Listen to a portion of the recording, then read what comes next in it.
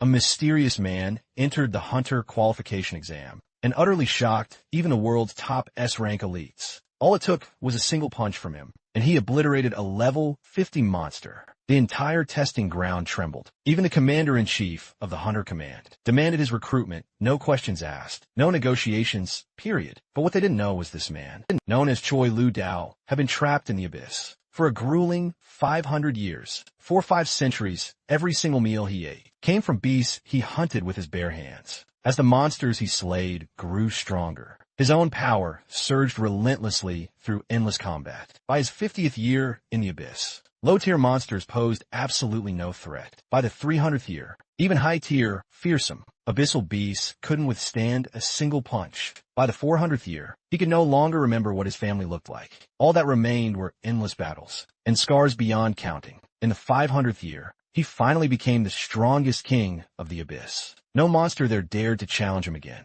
Yet even at this peak, he still couldn't find a way back. Because once, he too had a happy family. But at some unknown point, he began having the same dream every single day. In that dream stood a floating island shrouded in mist. Ruined Western-style buildings rose upon it, as if life had never existed there. Yet within one of the ruins, he saw the figure of a human. That person seemed to have been waiting for him all along. "Come, child, I'll be waiting for you at the edge of the abyss." Every time the dream reached that point, Choi Lu Dao would jolt awake. The dream haunted him for a long time, yet he never mentioned it to anyone. He simply assumed it was the result of mounting academic pressure, nothing more than a mental strain. Behind him, his father patted him on the head and said, "What's with you lately? You've been completely spaced out. Hurry up and get ready for school." After washing up, he settled down for breakfast, enjoying a meal with his family. His ultimate dream was to join the self-defense forces. Once he graduated, he knew the day would come when the time he spent with his parents would only grow scarcer. Yet, he could never have predicted that on this exact day, a colossal shadow would loom over the entire world. The source of that shadow, a towering structure that had materialized out of thin air, something he knew absolutely nothing about then.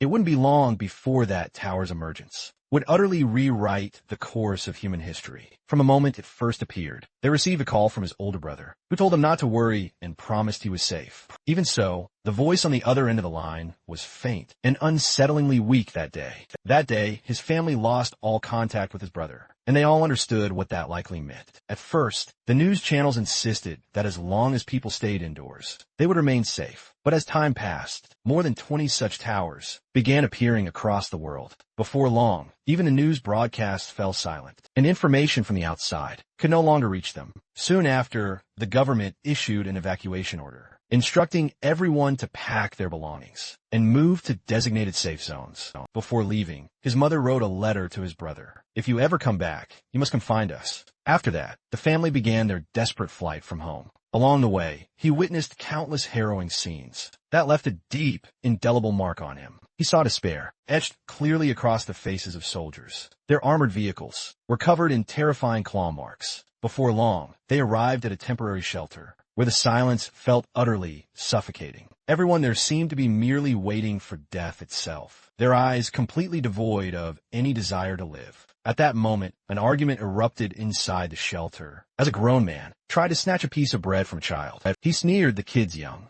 "Missing a few meals won't kill him, right? Giving that bread to me shouldn't be a problem." The child, overwhelmed by the threat, froze in hesitation. He was seconds away from handing over the bread. That's when his father, a man who loathed injustice, finally stepped in. "You know exactly what kind of situation we're in. Why would you pull a stunt like this?" The man, completely unfazed, simply scoffed at him. "You old geezer," he sneered. "Worry about yourself first." His father's eyes hardened, turning to ice. "Return the bread to the child." The man just burst into mocking laughter and lunged, throwing a punch straight at his father. But in the very next instant, his father delivered a swift kick, sending him sprawling flat onto the ground. He then calmly returned the bread to the boy, completely ignoring the groaning man on the floor. His father just shot him a single, piercing glare, and the bread thief immediately fell silent, not daring to utter another word. As he staggered away, he spat out a venomous threat. "I'll remember this. I recognized the man my father had just beaten. He was a classmate from school, and he had bullied me relentlessly almost every single day. There were countless times when I wished I could personally kill that piece of trash." Just then, a sergeant burst into the shelter,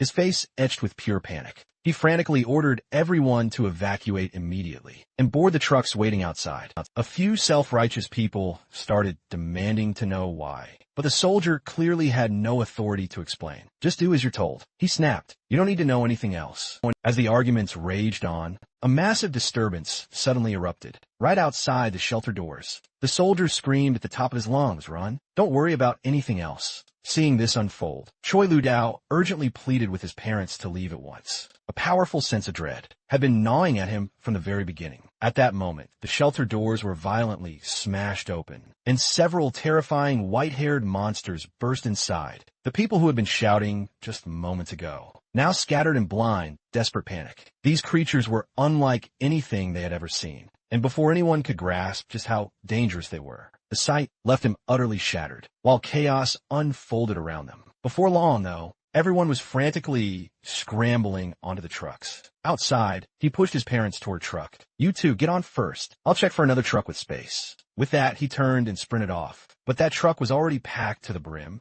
leaving no room for him. Soon, however, he spotted another truck, almost empty. He lunged forward and vaulted onto the back. Just then, though, a large hand shot out and grabbed him. He instinctively blurted out, "Quick, thanks." The man's lips curled into a sinister grin. "Don't you think it's a little early to be thanking me?" A chill shot straight through him. Looking up, he froze. It was the very same man his father had beaten earlier. Why did it have to be him? In the next instant, the man shoved him off the truck without hesitation. At that moment, he felt as if everything was over. His life, his dreams, all of it. Countless feet trampled over his body as people fled. He didn't want to die. Deep in his heart, he desperately wished that someone, anyone, would save him. When he opened his eyes again, a crystal-clear foot appeared before him. Raising his gaze, he saw the figure from his dreams. The old man, once more. The old man spoke the same words he'd heard in those dreams. "I will be waiting for you at the edge of the abyss." In the next instant, the scenery shifted, and everyone around Choi Luo-dao vanished. Just then, something sharp slammed into the ground. Right beside him, he looked up to see a goblin launching an attack. The sight froze him for a split second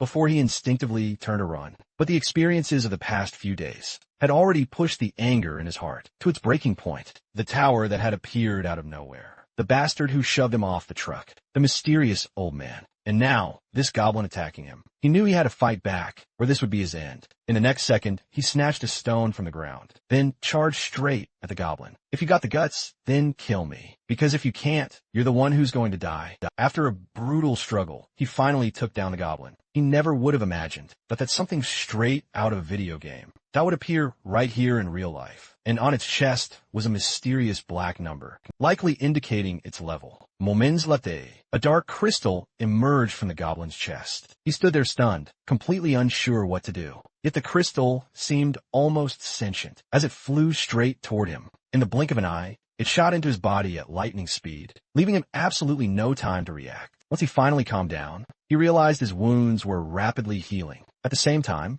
a surge of immense power erupted within him. It seemed that killing goblins and absorbing their crystals was how one grew stronger here. Having figured that out, he picked up the goblin's weapon. On this island, there were surely many more monsters just like it. He needed to hide first to avoid being ambushed, but after searching the entire area, he was shocked to find that no other monsters appeared. Besides that single goblin, every strange sign and unanswered question ultimately pointed toward the mysterious door ahead. The island floated high in midair, with a set of steps descending along its edge. He leaned forward to look down, yet saw no monsters at all. Step by step, he began walking down the stairs. The scene felt strangely familiar, like a stage in a video game, where a skeleton might suddenly appear and shove him off. It was even possible that falling would simply reset him back to where he started. However, Choi Lu-dao had no intention of taking that risk. When he reached the end of the stairs, he found himself inside a room. This wasn't at all what he'd expected. The ancient walls loomed before him.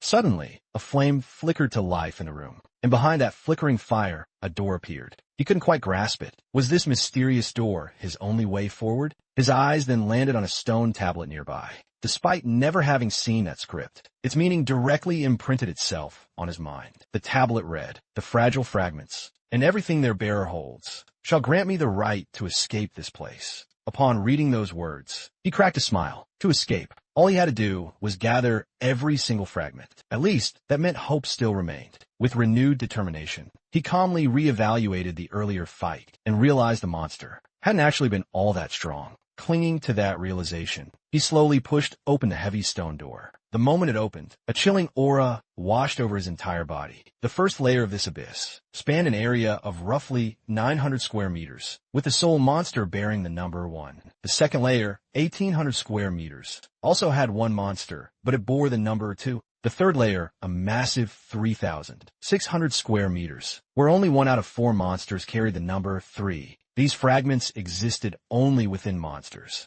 marked by numbers. These fragments were the key to advancing to the next layer. The larger the number, the greater the monster's strength. But as he ascended higher and higher, Choi Yodeo's greatest concern finally materialized. The keys became increasingly elusive. With every layer he conquered, both the area and the number of monsters doubled. Within this abyss, he grew stronger with every monster he slayed. Yet what truly surprised him was that his physical age barely changed. He had lost all sense of time, perhaps 10 years, perhaps 100. All he knew for sure was that he could now obliterate high-tier monsters. With a single devastating punch, he continued his relentless ascent. The variety of terrifying monsters kept expanding just as quickly. By the time he finally reached the 15th layer, the sheer number of monsters on that floor alone had already surged past 1 million. Even so, these overwhelming numbers didn't crush his spirit. Instead, he only grew more ferocious with every single kill. Upon finally reaching the 30th layer, the monster count had absolutely surged to 500 million.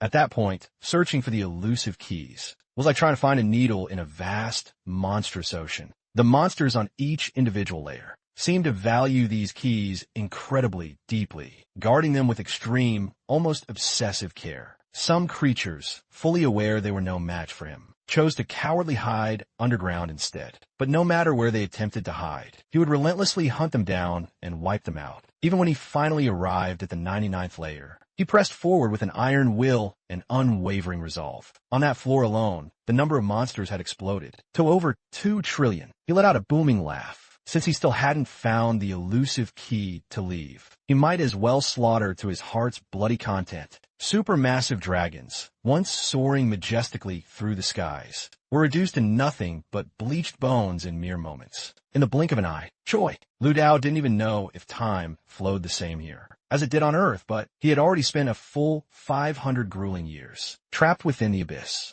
The walls were completely covered with countless marks he had carved into them over the endless passage of time. At this point, he was truly, profoundly exhausted, so much so that he could no longer even remember what his family members even looked like anymore. Even so, he had to get out of this place. This was his sole, unwavering belief, even if his parents were already long gone. Over those 5 torturous centuries, he had grown unimaginably, terrifyingly powerful, to the point where the abyss itself offered him almost no worthy opponents left. Yet, fate seemed to be playing a truly cruel joke on him. No matter how incredibly strong he became, he still couldn't find a single way out. All that awaited him were endless, desolate islands, with absolutely no end in sight. What he didn't know was that while he remained trapped within the abyss, the outside world, the world itself, was drastically changing. Then, more than 20 towers suddenly appeared across the world, and before humanity could even begin to comprehend them, disaster struck. Countless monsters poured out from the towers. They began slaughtering humanity without mercy or restraint, and that day became forever known as Judgment Day. A mere handful of survivors awakened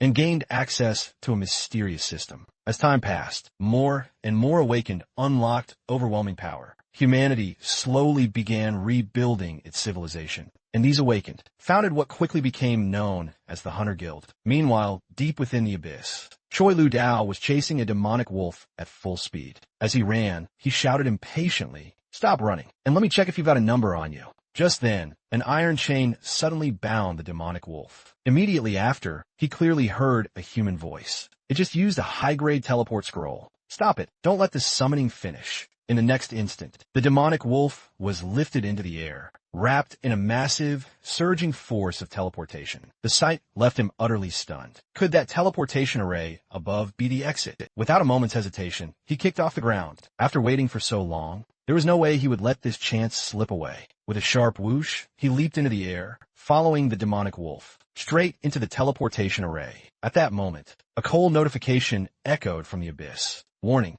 The abyss cannot summon two life forms simultaneously. He cursed under his breath. He wouldn't let anyone block his path. He clung tightly to the demonic wolf ahead, determined not to be forced out first. At the same time, in the outside world, a woman was being surrounded by several hunters, all coveting the level 60 scroll in her hand. One of the hunters sneered, "Hand it over nicely, or I won't be holding back." The woman screamed in terror. "Player versus player combat is forbidden. You're violating the rules." The level 38 barbarian roared with laughter. "Rules are meant to be broken, not to shackle us." As he spoke, he slammed his long blade upright before the woman, frightening her so badly that tears streamed freely down her face. The barbarian sneered viciously. "Hand over the scroll, and I might let you leave with all your limbs intact." The woman clenched the scroll tightly behind her back. "If you're going to treat me like this," she said through gritted teeth, "then I won't hold back either." The other hunters' faces instantly darkened. "She's forcing a summon. Stop her now."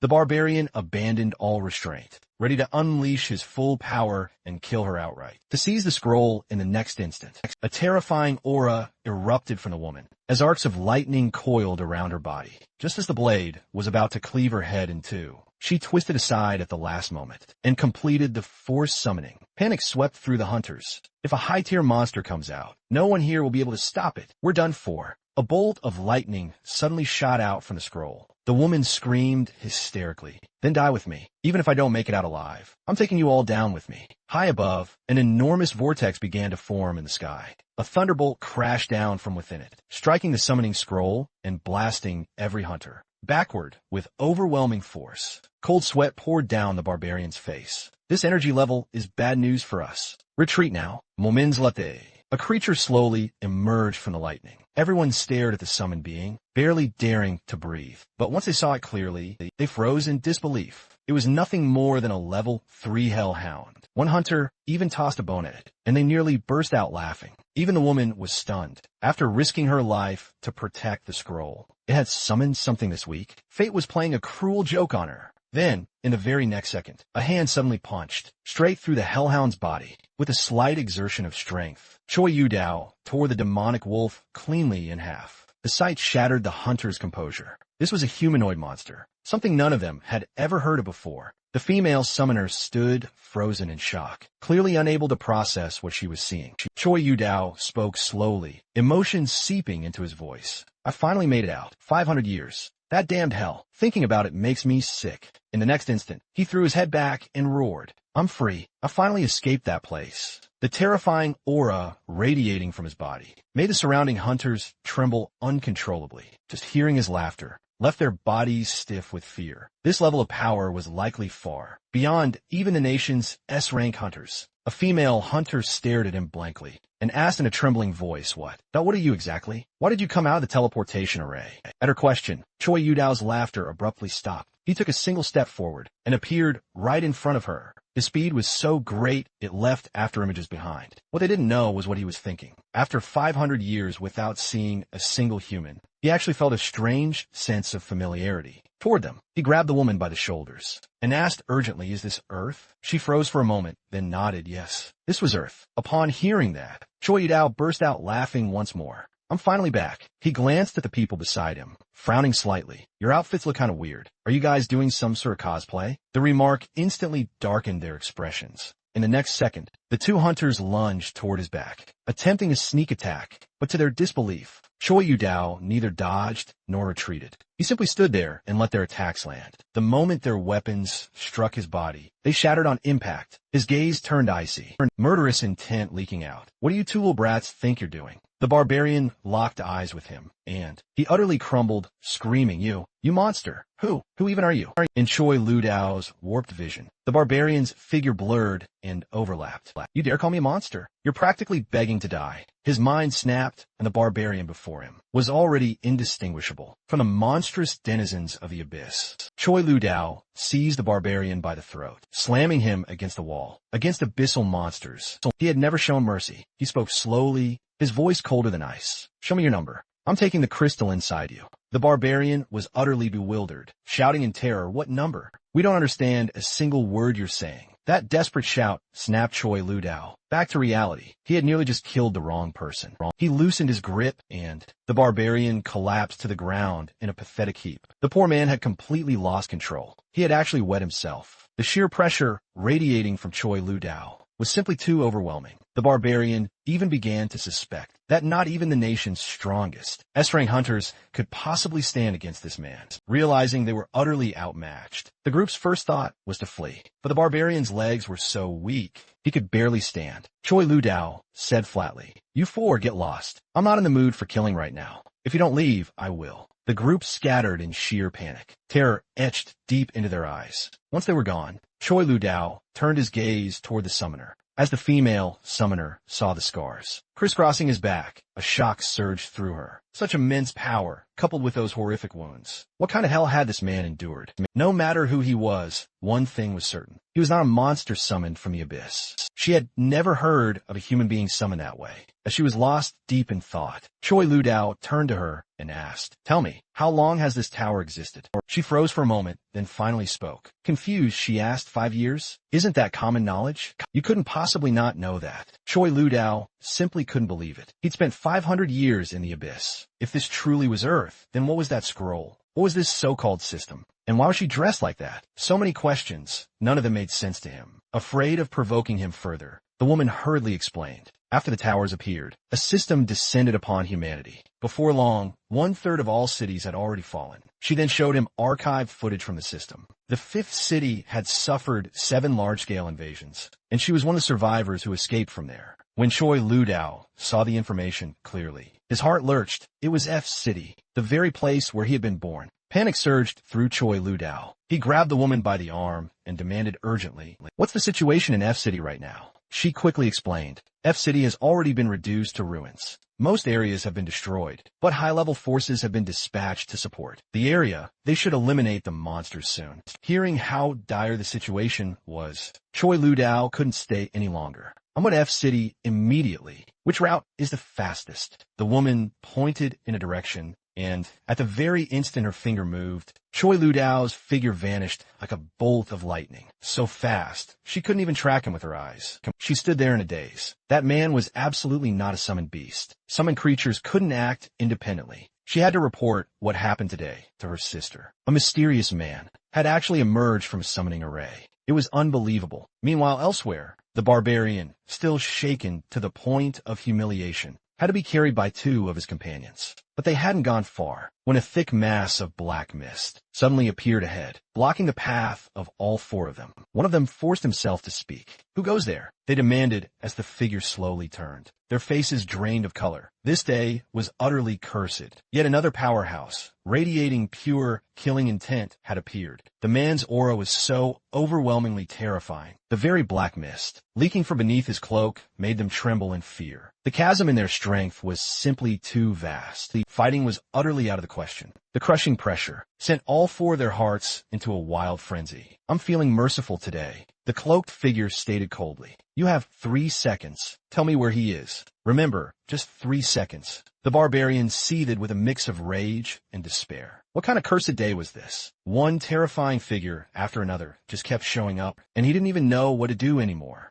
In the very next moment, all 4 exploded into clouds of crimson blood. The mysterious powerhouse merely waved his hand, effortlessly obliterating the hunters. "Your 3 seconds are up. You wasted your chance." Immediately after, several system notifications flashed into existence. The 4 slain were all elite members of the Tiger War Guild. At the very same time, at the headquarters of the Tiger War Guild, inside an elegantly furnished office, a woman calmly reported, "Several of our master-tier elites have lost all signs of life. The summoning scroll, carried by that girl, is also missing." Upon hearing this, the man seated behind the desk maintained a gentle, unreadable expression, yet utterly crushed the wine glass in his hand with his bare fingers. The woman knew he was already absolutely furious. "The people you recommended couldn't even handle a level 19 summoner, and their signals vanished simultaneously?" The man said coldly, "Tell me, how exactly did you do your job?" What truly concerned him, however, was the timing. All 4 signals disappeared at the exact same moment, which could only mean one chilling thing. They had been instantly killed. But who in this entire world could accomplish something like that?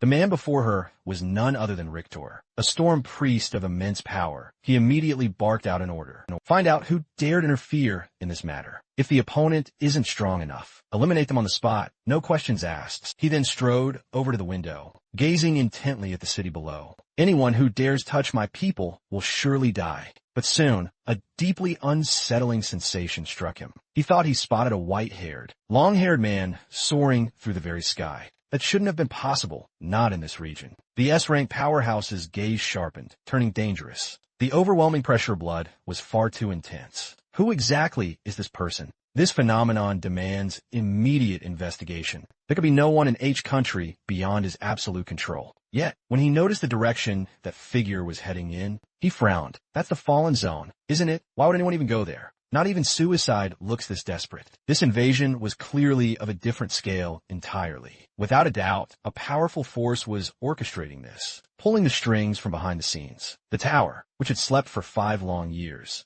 had finally begun to make its terrifying move. He immediately issued a direct order to all search teams. Withdraw at once. Leave the area immediately now. Any delay will undoubtedly lead to catastrophic losses. Meanwhile, Choi Lu Dao had absolutely no idea how truly perilous the direction he was heading was. His mind was singularly focused on one crucial goal, reaching F City as quickly as possible. 10 minutes later, he finally arrived at F City, only to be utterly stunned by the horrific sight. He slowly descended onto a rooftop, then looked down. Down below, countless monsters were soaring freely through the sky, and the entire city had already been reduced to utter ruins. F City had clearly fallen, without a doubt. Choi Lu Dao had been trapped deep within the abyss for a grueling 500 years. Yet only 10 short years had passed in the outside world. That realization brought him a brief, fleeting sense of relief. But the sight before him now filled him with dread. This place had truly become an absolute hell, and he had no idea if his parents were even still alive. He had endured the abyss for all those agonizing years, for one singular purpose: to return to Earth and reunite with his family. He believed that goal was finally within reach, only to be confronted by a cruel reality. The once weak boy had long since become a ruler of the abyss. Within that dark world, no monster dared attack Choi Lu Dao anymore. Only he hunted them down. After more than 200 years had passed, despair nearly consumed him whole. In his mind, there was no way his parents could still be alive. After so long, day after day, he survived by devouring the internal organs of monsters, forcing himself to swallow food he had long since grown numb to. Yet, whenever thoughts of his family surfaced, he would silently swear to himself, whether his parents were alive or not, he had to return at least once. It was an obsession he could never let go of. At that moment, an overconfident bat monster charged straight at him, and he instinctively prepared to strike. In the next instant, the creature was blasted away.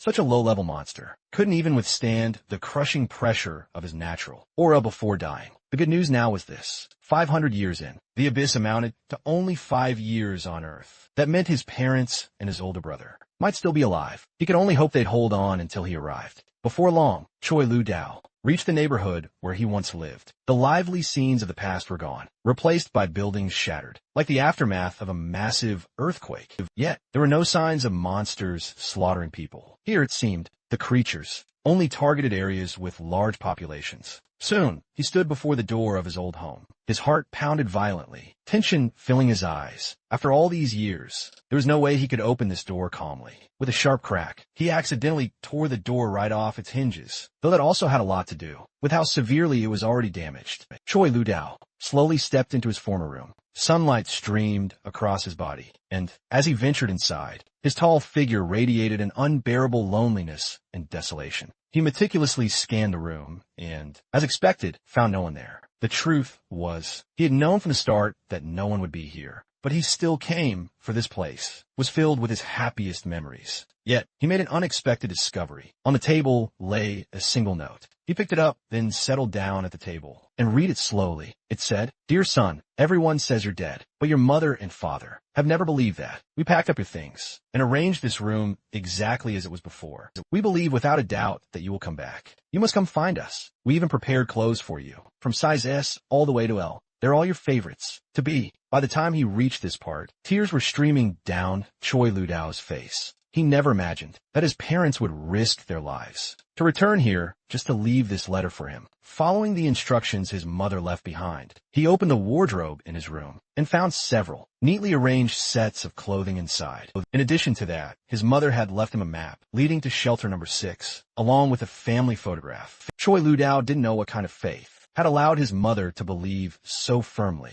that he would return, but this time she had been right. Clutching the photo album, he broke down in tears. 500 years had passed. After 200 years in the abyss, he had already forgotten what his family looked like. But the moment he saw that photo, every memory came flooding back. Soon after, he found a dagger inside the house. Reflected in its blade were his own eyes. At this point, he didn't even know how powerful he truly was. If he could suppress every monster in the world, could he truly end this apocalypse once and for all? Using the dagger he'd found, he slowly trimmed away his long, unkempt hair. Then, he changed into clean clothes. In just a few minutes, it was as if he had transformed into a completely different person. Perhaps the time he had lost could never be reclaimed, but it had only been 5 years. He could still afford to wait. The strands of hair falling to the ground were like his severed past, and a new life was waiting for him to begin anew. By now, Choi Ludao had completely shed his former ragged appearance, becoming a sharp, clean-cut young man. Aside from a scar on his face, he looked undeniably handsome. His destination was clear. Shelter number 6, where his parents had gone.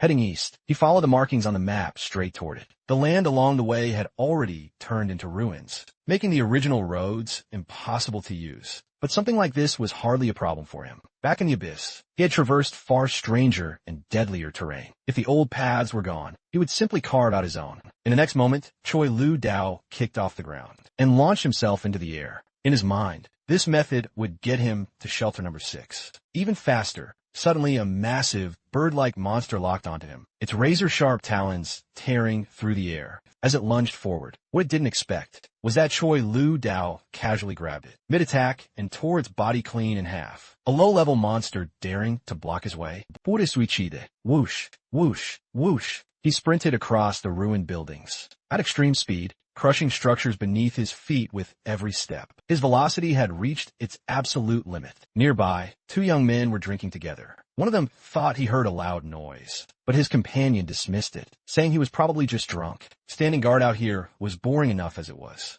No way anything was actually happening. The very next second, both of them froze in shock. Something like a bolt of lightning roared right over their heads. They couldn't even tell what it was, let alone glimpse a human figure. The man on the left pointed upward, stammering, "Bro, did you see that just now?" The other saw nothing at all, only feeling a violent gust of wind slap his face. Fortunately, another companion nearby had been recording video and captured the entire moment. His phone was surprisingly advanced, capable of slowing the footage down 300 times. When they reviewed it, they clearly saw that the figure in the sky was unmistakably a human flying through the air. As Choi Ludao continued racing towards shelter number 6, he suddenly heard a woman screaming below. In front of her stood several hunters. "Forgive us, we were just looking for food. Never thought we'd find survivors in this wasteland, not especially a woman." The man in the lead was practically drooling. "Don't worry, we're good people." But that greedy look on his face made it obvious that no idiot would believe he was telling the truth. He claimed they wouldn't hurt her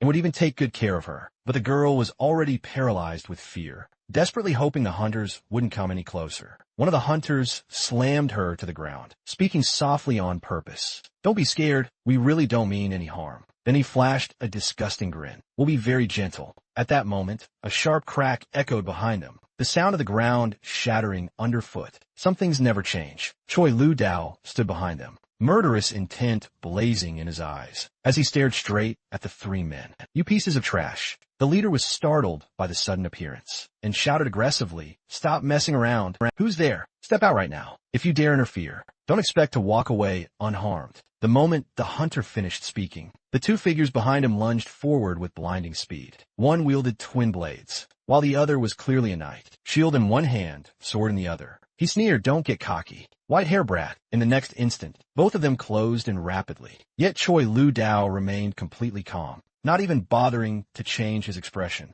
His arm flicked slightly, and he slapped one of them square across the face. With a dull thud, the hunter was sent crashing to the ground. Utili defensao, Choi Ludao Wali. Someone at this level didn't even warrant a serious move. Just then, the other hunter thrust his sword forward, but Choi Lu Dao simply sidestepped with ease. The attack was laughably slow to him. As the man overextended, Choi Lu Dao grabbed his arm. A surge of intense pain shot through it, draining all color from the hunter's face. With a slight squeeze of his palm, Choi Lu Dao forced the man downward. As the body dropped, his left knee slammed brutally into the man's face. Enraged and panicked, the hunter shouted, "Who the hell are you?" "I'm from the Tiger Roar Guild. If you dare lay a finger on me, the guild will never let this go." What he didn't know was that Choi Lu Dao had just wiped out 4 key figures from the Tiger Roar Guild. Moments earlier, Choi Lu Dao spoke Ganli, calling him by name. "Suyenejian, already forgotten me?" It's only been 5 years. As he spoke, he brushed his white hair aside, revealing his face. "You were the one who personally ruined me back then.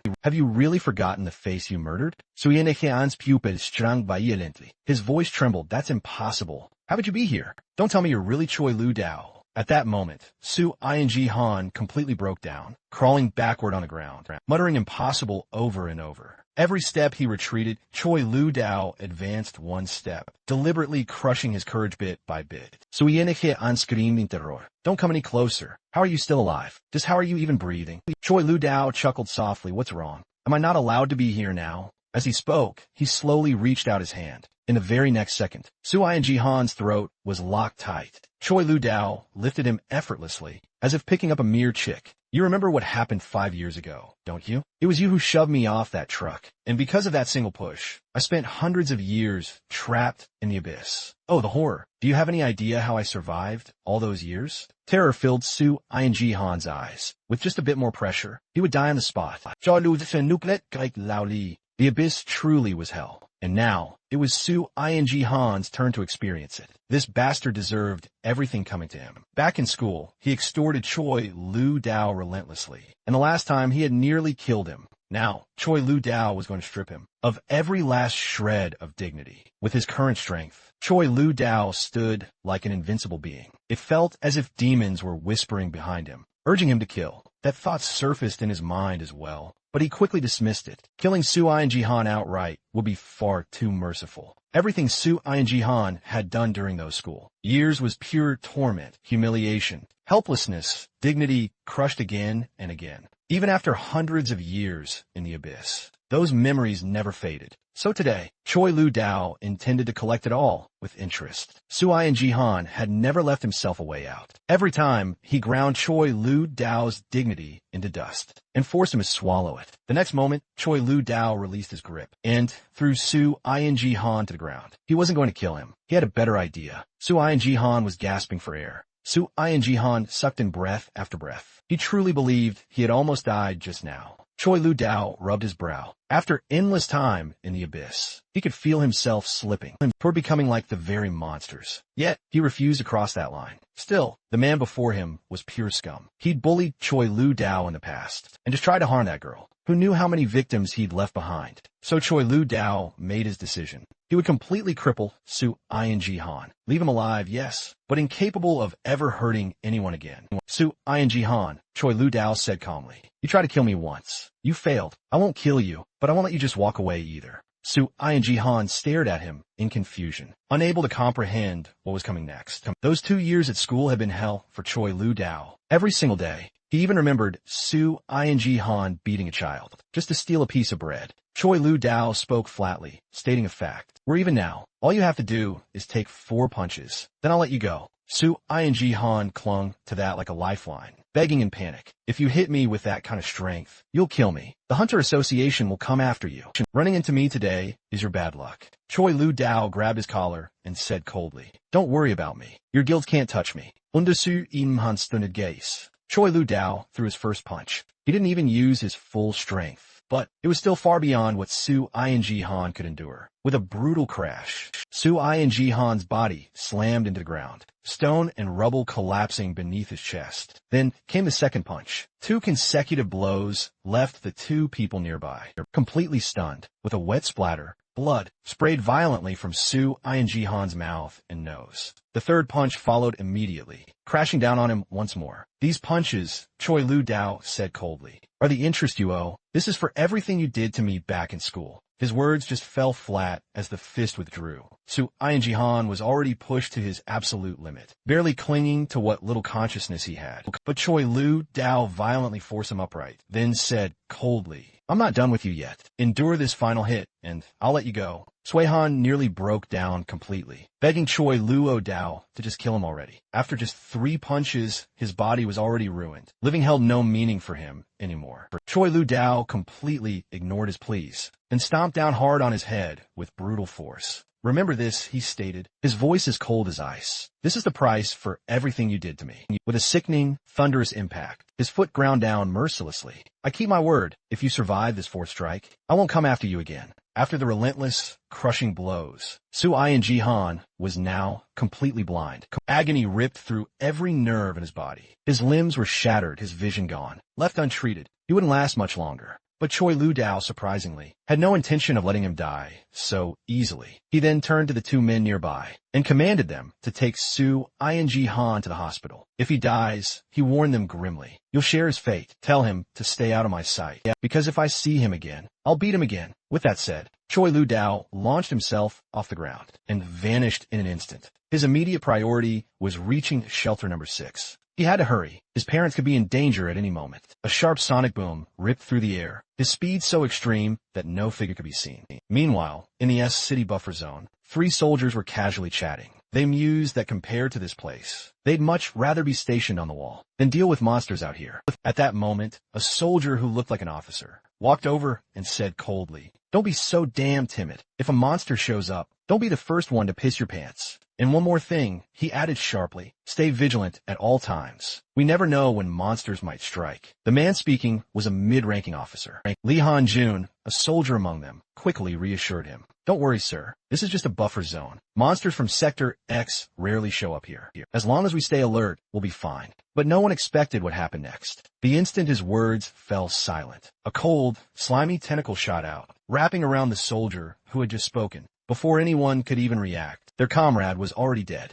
The creature before them was known as the Son of Kraken, a level 45 monster, a dash shell-type monster. The lieutenant immediately shouted, "Whole formation, don't panic. If we break ranks, we're all dead." Gunfire erupted as bullets poured into the monster. But to their horror, every shot bounced harmlessly off its thick armor. Rage burned in the Son of Kraken's eyes as its tentacles swept over the soldiers below, as if choosing its next victim. Panic spread through the ranks. The monster's level was far too high. None of their weapons were effective. Staying meant certain death. With a thunderous roar, the creature launched itself into the air, leaving its original position. In an instant, the massive shadow it cast was overwhelmingly oppressive. Seeing this, the lieutenant immediately ordered, "Scatter. Don't bunch up. Don't give an opening." But the soldiers were already rattled, their legs trembling, movements slow and uncoordinated. The next second, the monster crashed down from above, striking again, and claiming another life with a single claw. Just as the unit was on the verge of collapse, one brave soldier stepped forward and shouted, "Everyone get back." He was carrying a large pack of explosives, eyes blazing with resolve. "You damn bastard, I'm taking you with me."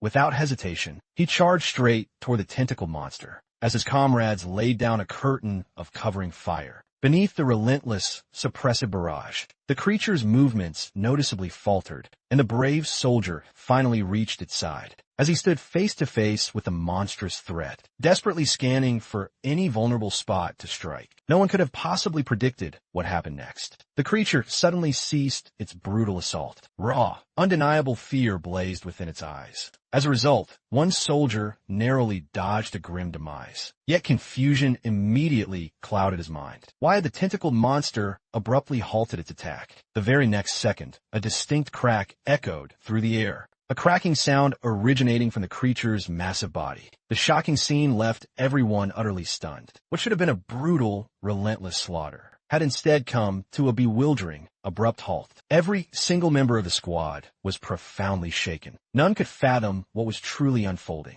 Even their seasoned lieutenant looked utterly terrified. He, too, had no clue what had just transpired. The monster's eyes still brimmed with palpable fear, only deepening the soldiers' already mounting confusion. What, precisely, was this colossal beast so afraid of? The soldier, clutching the explosives, gritted his teeth. determined to seize this fleeting, desperate chance. If he could just hurl the charge directly into its eye, this might be their one and only path to survival. He inhaled sharply, a silent prayer on his lips, then hurled the explosive right at the monster. A deafening, earth-shattering blast erupted. Raging flames furiously engulfed the creature's massive form. But mere moments later, their hearts plummeted once more. Even such a devastating, cataclysmic explosion had shockingly failed to inflict fatal damage. The reason, horrifyingly, was utterly simple. The monster had tightly wrapped its thick, powerful tentacles securely around its vulnerable eyes. As long as its eyes remained perfectly intact, it simply would not die. The creature lumbered forward, stopping directly in front of a lone, petrified soldier, blood vessels bulging grotesquely in its newly exposed eye. The soldier who had hurled the explosive charge froze solid, eyes wide with utter disbelief. That level of power, and it's still unharmed. Impossible. He gasped internally. The remaining soldiers had already scattered in absolute panic, while the monster's tentacles locked onto the very soldier who'd thrown the explosive. At that very critical moment, a mysterious figure materialized out of nowhere. Choi Lu-dao stomped down hard, crushing the monster's eye with a single, devastating strike. The once dominant creature instantly became a lifeless corpse. The soldier stood there, utterly dumbfounded. The lieutenant was equally stunned. Was that earlier cracking sound not the monster preparing an attack, but fear at his very approach? Choi Lu-dao slowly straightened up, killing intent still lingering in his eyes. He hadn't expected to run into soldiers here, but it worked out. He could ask them how far shelter number 6 was. Even now, the lieutenant struggled to accept what he had just witnessed. This man had killed a monster that survived a massive explosion with a single blow. His gaze sharpened instantly. That level of destructive power was unquestionably S rank, or perhaps even beyond it. The lieutenant made up his mind on the spot. No matter the cost, he had to uncover this man's true identity. But soon, the lieutenant received a system notification. Special ability, recon cannot be activated. Most likely, the level gap between him and the target was simply too great. His heart sank. This was the first time he had ever encountered something like this. I had been in this world for several hours by now, and I had grasped some of the most basic rules. Yet, my own system still refused to activate. At the same time, the lieutenant's face had gone pale. Using that ability consumed enormous stamina, and could even shave years off one's lifespan. I merely cast him a calm glance. In that brief moment earlier, I had clearly sensed someone watching me. Then, I slowly walked toward the surviving soldier. There was something I needed to ask him. How far is shelter number 6 from here? The soldier hesitated, then answered honestly, about 20 kilometers north from here. But you'll have to pass through the X zone. That only deepened my confusion. What exactly was this so-called X zone?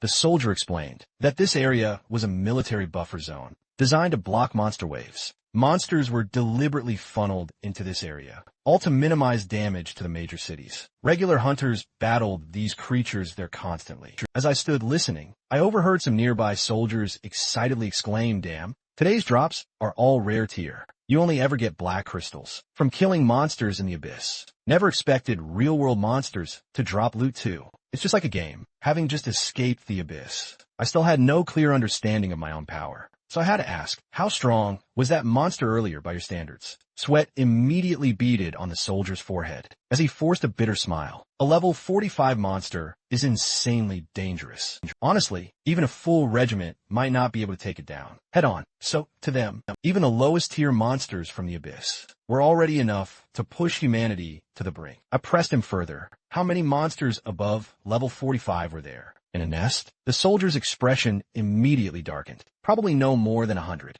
If monsters like that were everywhere, humanity would have gone extinct long ago. After getting the answers I needed, I turned and prepared to leave. The soldier was left speechless. What kind of overwhelming power did it take to act with such calm confidence? Just as I was about to go, the soldier hurried after me. "Wait." I stopped and glanced back at him, signaling that as long as it wasn't an unreasonable request, I was willing to listen. He bowed deeply, his tone filled with sincerity. He hoped I would go to the X zone. He knew how dangerous it was. But with a hunter as powerful as me, he believed countless lives could be saved. And I clearly remembered the shortest route to shelter number 6. Pass straight through the X zone. I agreed without hesitation. "I'll clear the X zone for you." The X zone wasn't part of my original objective, but since I had to pass through it anyway, on the way to shelter number 6, I'd just obliterate every monster in my path, and not just in the X zone. 10 minutes later, back at the rear military camp near the front lines, The lieutenant, who'd collapsed from the backlash, slowly fluttered his eyes open.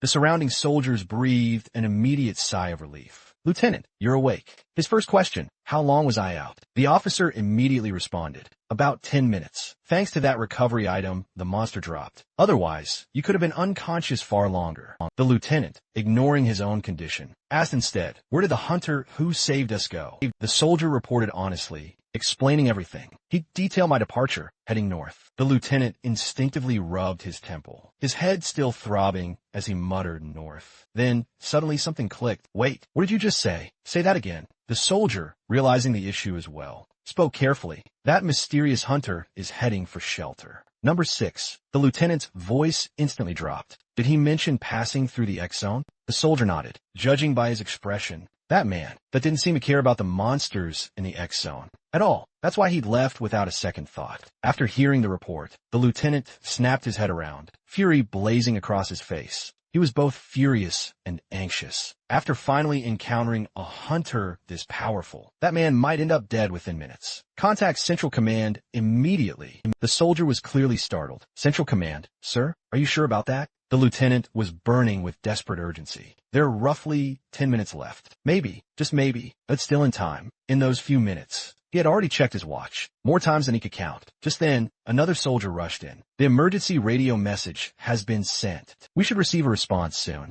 Still, doubt lingered in the soldier's mind. But why was Central Command involved? Was there something about this situation they hadn't been told? The lieutenant spoke slowly, his tone heavy and serious. "This operation is different from all previous ones. The information involved is classified. At the highest level, the X zone, which serves as our operational base this time, is not part of our standard defensive perimeter. That area is extremely dangerous because it has already been designated as a bombing zone." At the same time, inside Central Command, a woman reported rapidly, "We received an emergency call from the BZZ sector." The overweight man, seated in the Central Command chair, spoke calmly, uttering only 2 words, "Patch it through." He was the Central Commander, Huang Taiying, the level 58 Fire Mage. The moment the order was given, the woman acted without delay. Her fingers flew across the keyboard as multiple screens lit up. Moments later, the connection was established. Communication code WB. "This is Lieutenant Li Henyun. I have an extremely urgent situation to report." The lieutenant then quickly explained everything that had happened.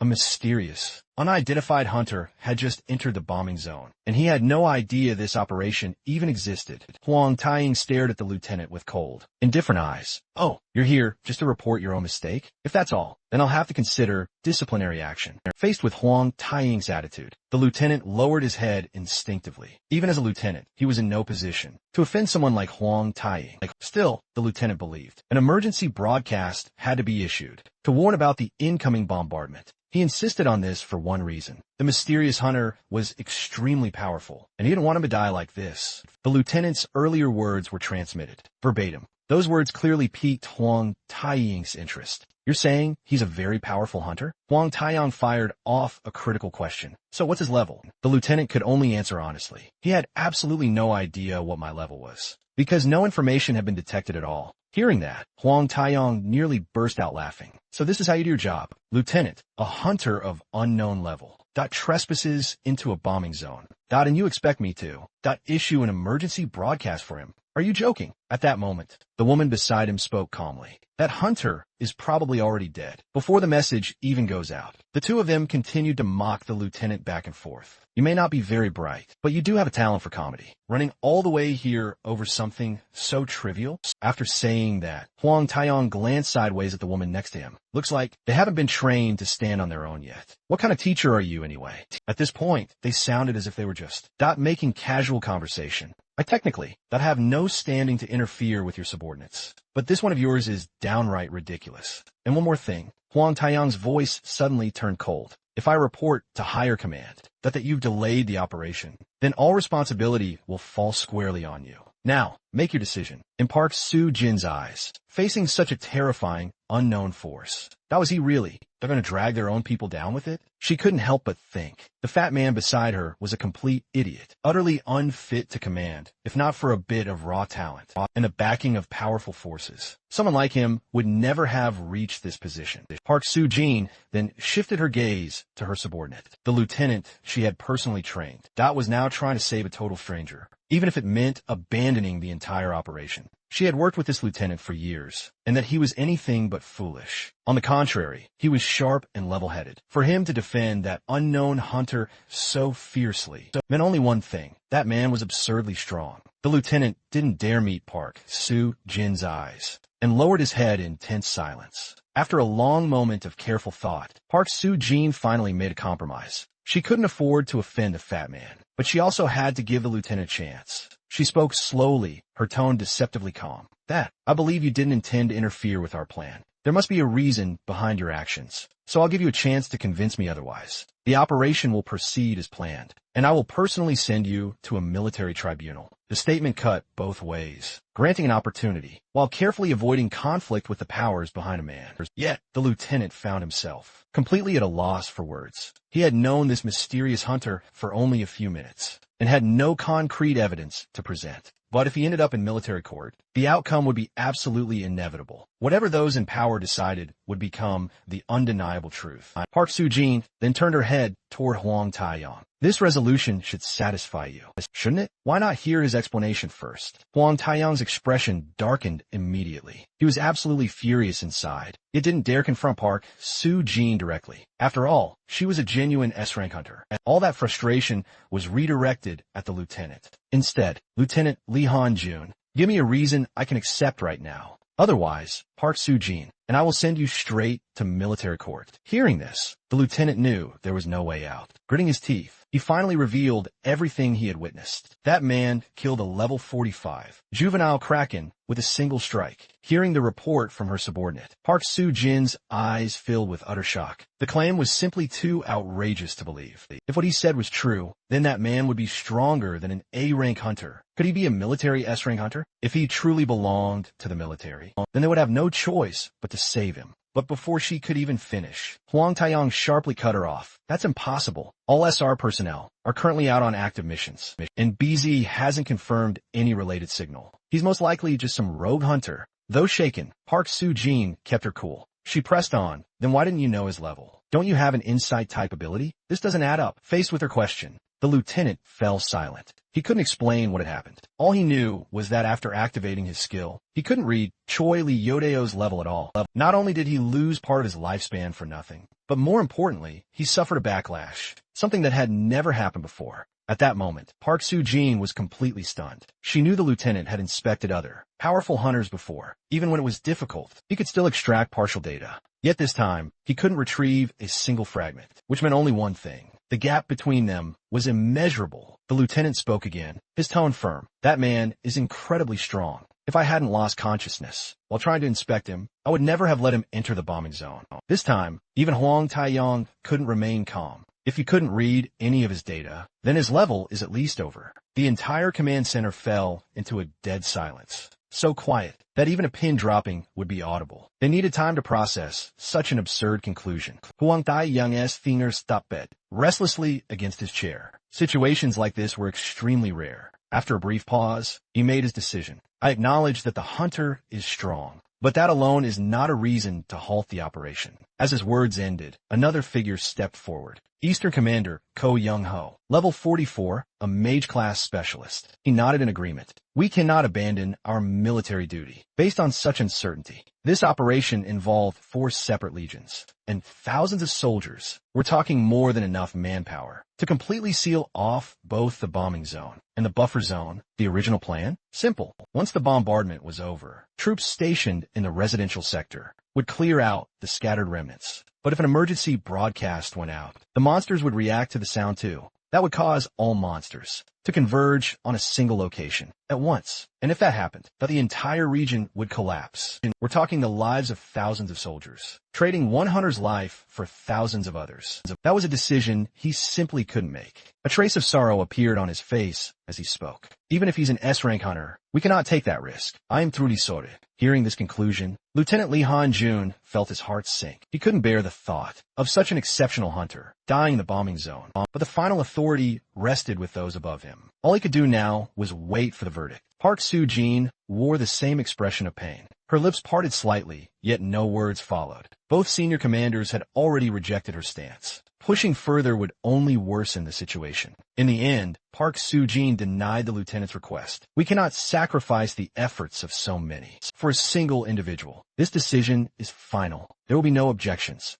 As her words faded, the video call in front of Lee Han-jun slowly disconnected. No matter how he called out, there was no response from the device. At that moment, everyone inside the tent lowered their heads. Lee Han-jun clenched the communicator so hard, it creaked. Even the boss doesn't understand them? Does he really think we're fools? A nearby soldier placed a hand on his shoulder and spoke softly, "Lieutenant, you've done everything you could. Don't blame yourself." But Lee Han-jun's heart burned with frustration. He hated how little authority he had, hated that he'd recognized a true powerhouse, yet couldn't help it. All the nation was about to lose an unbelievably powerful hunter. His face was heavy with reluctance. But once a decision came down from the top, he had no power to defy it. Just then, one soldier's eyes flickered, as if a spark of hope had just been kindled. Only moments before, he'd spotted the key, dangling from the lieutenant's belt. Without a moment of hesitation, the soldier's hand shot out, snatching the key away. As the realization dawned, the lieutenant stared at him in utter confusion. "What in the world do you think you're doing? Why did you steal my key?" In that moment, the soldier's audacious plan clicked, to plunge straight into the bombing zone,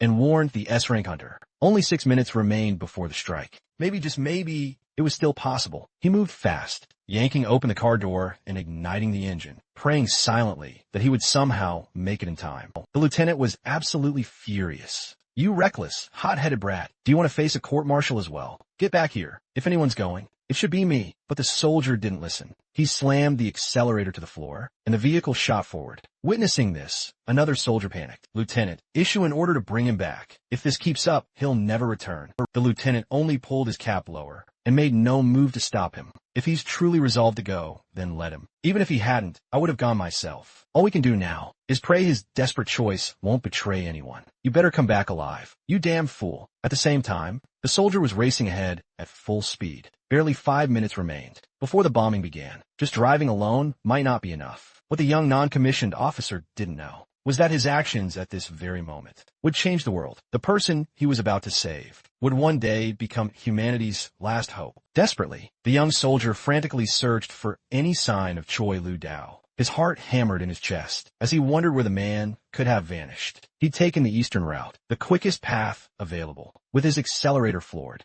But if he still couldn't find Choi Luo-dao along the way, that could only mean one thing. The man was moving even faster than his vehicle. Soon, the vehicle reached the outskirts of the southern zone. The soldier considered turning on the loudspeaker, hoping Choi Luo-dao might hear it. But he couldn't bring himself to do it. Once the loudspeaker was activated, every single monster would lock onto him instantly. Escape would be impossible. As he hesitated, precious seconds slipped away. Only 2 minutes remained before the indiscriminate attack began. Finally, the young soldier slowly reached for the loudspeaker. "It's fine. My life's worth nothing anyway. If I can save that hunter, it'll be more valuable than living." In the next moment, he stopped hesitating, gripping the loudspeaker tightly. He raised it to his mouth and tried to speak. But just as the words were about to burst out, his voice began to tremble uncontrollably. No matter how hard he tried, nothing came out. Several agonizing seconds passed like that, the vehicle still racing forward. He felt like a disgrace to the military. Someone this afraid of death didn't deserve to wear the uniform.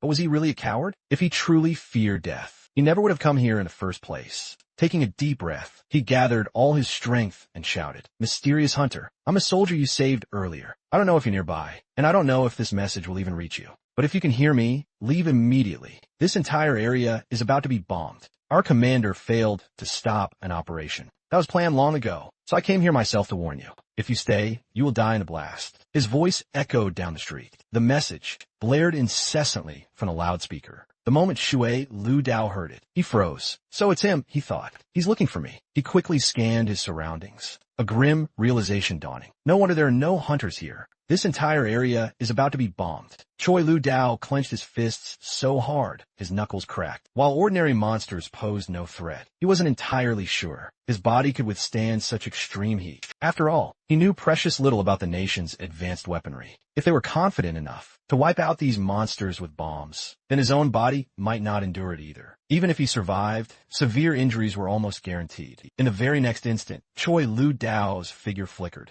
as he surged toward the source of the warning. That young NCO came to a place this dangerous. Just to warn me? I won't let him die here. Meanwhile, on the other side, the young officer was on the verge of tears. He had reached the central area, yet still couldn't find Choi Lu Dao. At 4 minutes and 59 seconds remaining, a monster swarm surged directly toward the sound source. At 4 minutes, 59.32 seconds, the monsters were already right in front of the soldier. Terror gripped his face. It's over. My voice really did draw them in. At 4 minutes, 59.38, he yanked the steering wheel hard, needing to escape immediately. But at 4 minutes, 59.49, his right foot slammed down on the brake pedal. He thought of Choi Lu Dao. The hunter was still out there, still deep inside the danger zone. If he drove away now, no one else would be left to warn him. Just as he prepared to keep driving, while broadcasting the warning, a massive monster dropped from above and crashed directly in front of him. The soldier was completely frozen in terror, utterly unaware that Choi Lu Dao was knocking on the window right beside him. When he finally snapped out of his daze and saw Choi Lu Dao standing calmly before him, he cried out, "Thank heavens you're alive. The mysterious hunter is still with us." Choi Lu Dao then asked what the soldier's earlier words meant. Was this area truly about to be bombed? But the soldier had no time to answer. The clock had already reached 16 hours,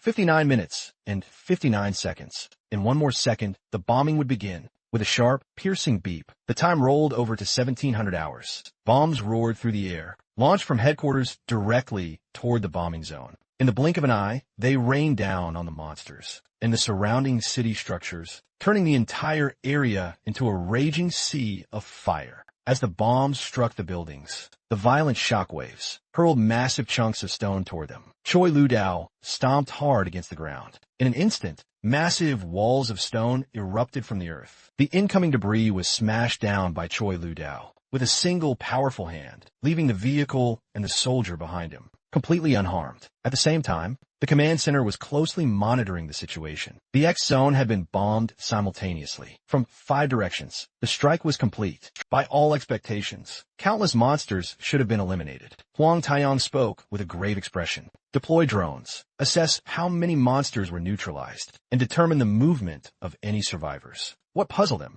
was that the drones detected no signs of life at all. The command staff exchanged uneasy looks. Where had the monsters gone? Just seconds later, the woman monitoring the feed turned pale. No, they're still inside the bombing zone. Even worse, several monsters at the very center of the blast were completely unharmed. The sight stunned the command officers. That's impossible. Our weapons can't have failed. Monsters below level 50 shouldn't be able to withstand an attack like this. Park Soo-jin spoke calmly. They quickly switched to the drone visuals. Let's see exactly what's happening out there. The operator moved with lightning speed, syncing the drone footage up onto the command center's main screen. Everyone stared at the display, absolutely silent. Soon, a truly shocking scene unfolded. Each monster was enveloped by a glowing red defensive barrier. No one could explain how such a barrier had possibly formed. Under normal circumstances, monsters shouldn't possess abilities like this. Then their eyes caught something else. Standing ominously on a monster's shoulder was a cloaked man with stark white hair.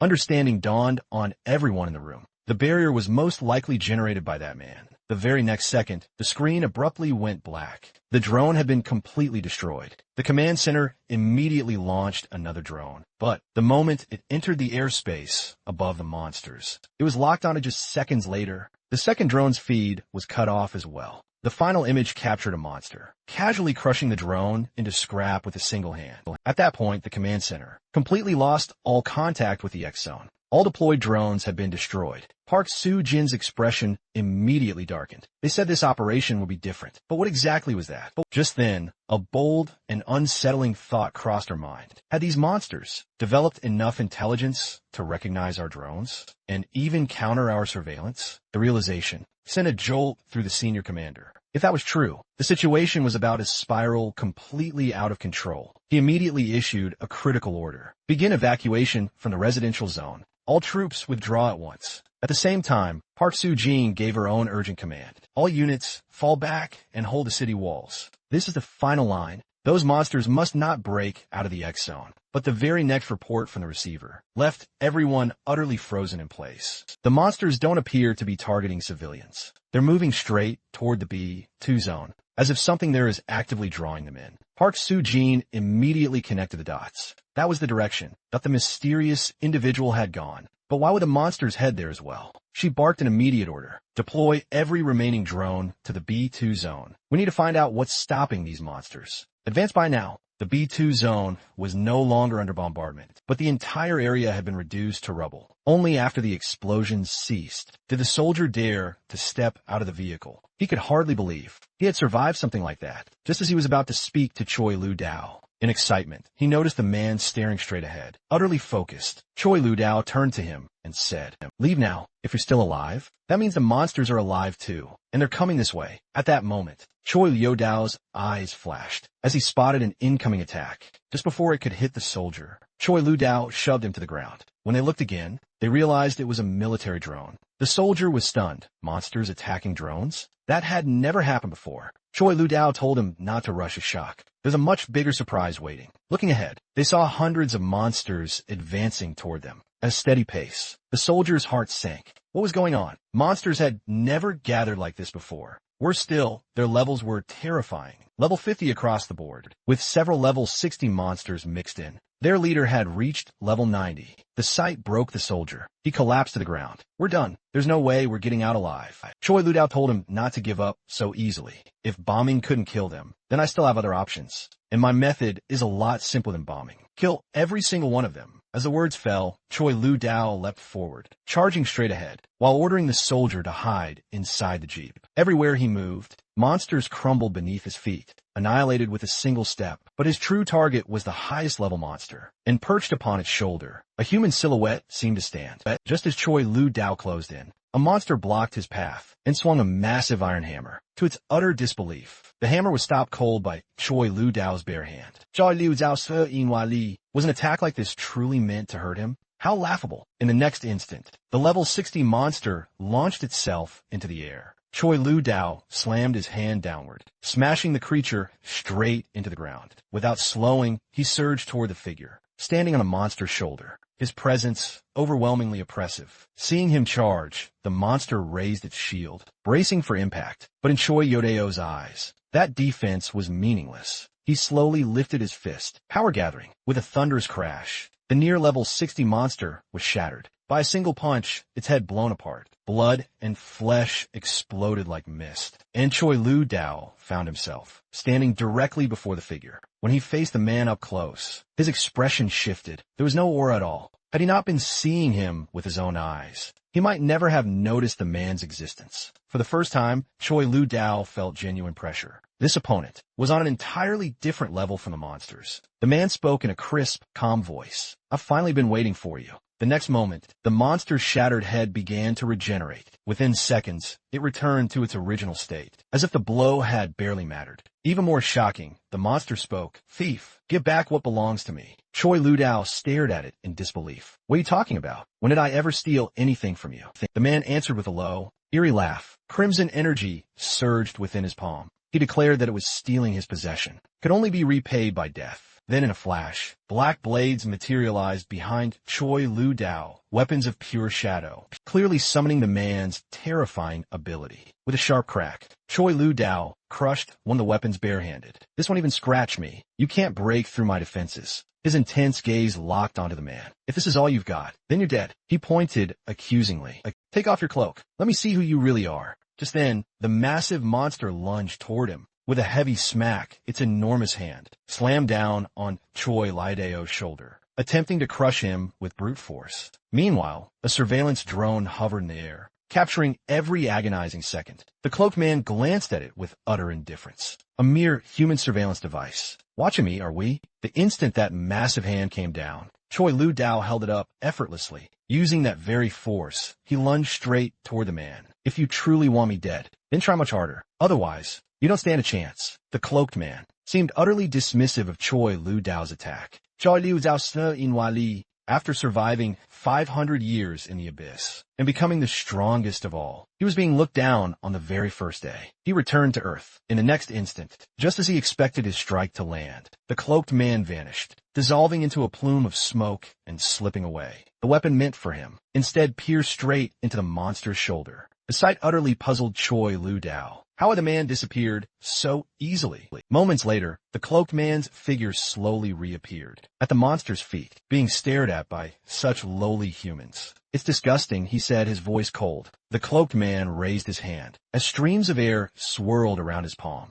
It became clear he was controlling the monsters, ordering them to destroy the drones and eliminate any remaining human observers. At the very same time, inside another ruined building, a man was remotely piloting a drone, observing the unfolding chaos below. Moments later, the drone feed went dark. It had been destroyed. Fortunately, the crucial footage was already recorded. In the footage, he clearly saw Choi Lu Dao. Instinctively, he realized this man might be why the monsters changed direction. Shock filled his eyes. Could this be the hunter who once faced a monster tide all by himself? Even his stance radiated overwhelming power. Just as he was about to report this to the commander, a monster's hand silently appeared behind him. Strangely, the monster didn't attack. Instead, it reached out and slowly closed the door, clearly setting a trap. The soldier froze, panic flooding his mind. He hadn't expected to be discovered so quickly. At the same time, Choi Lu Dao turned his head and saw several horrifying octopus monsters climbing up the building.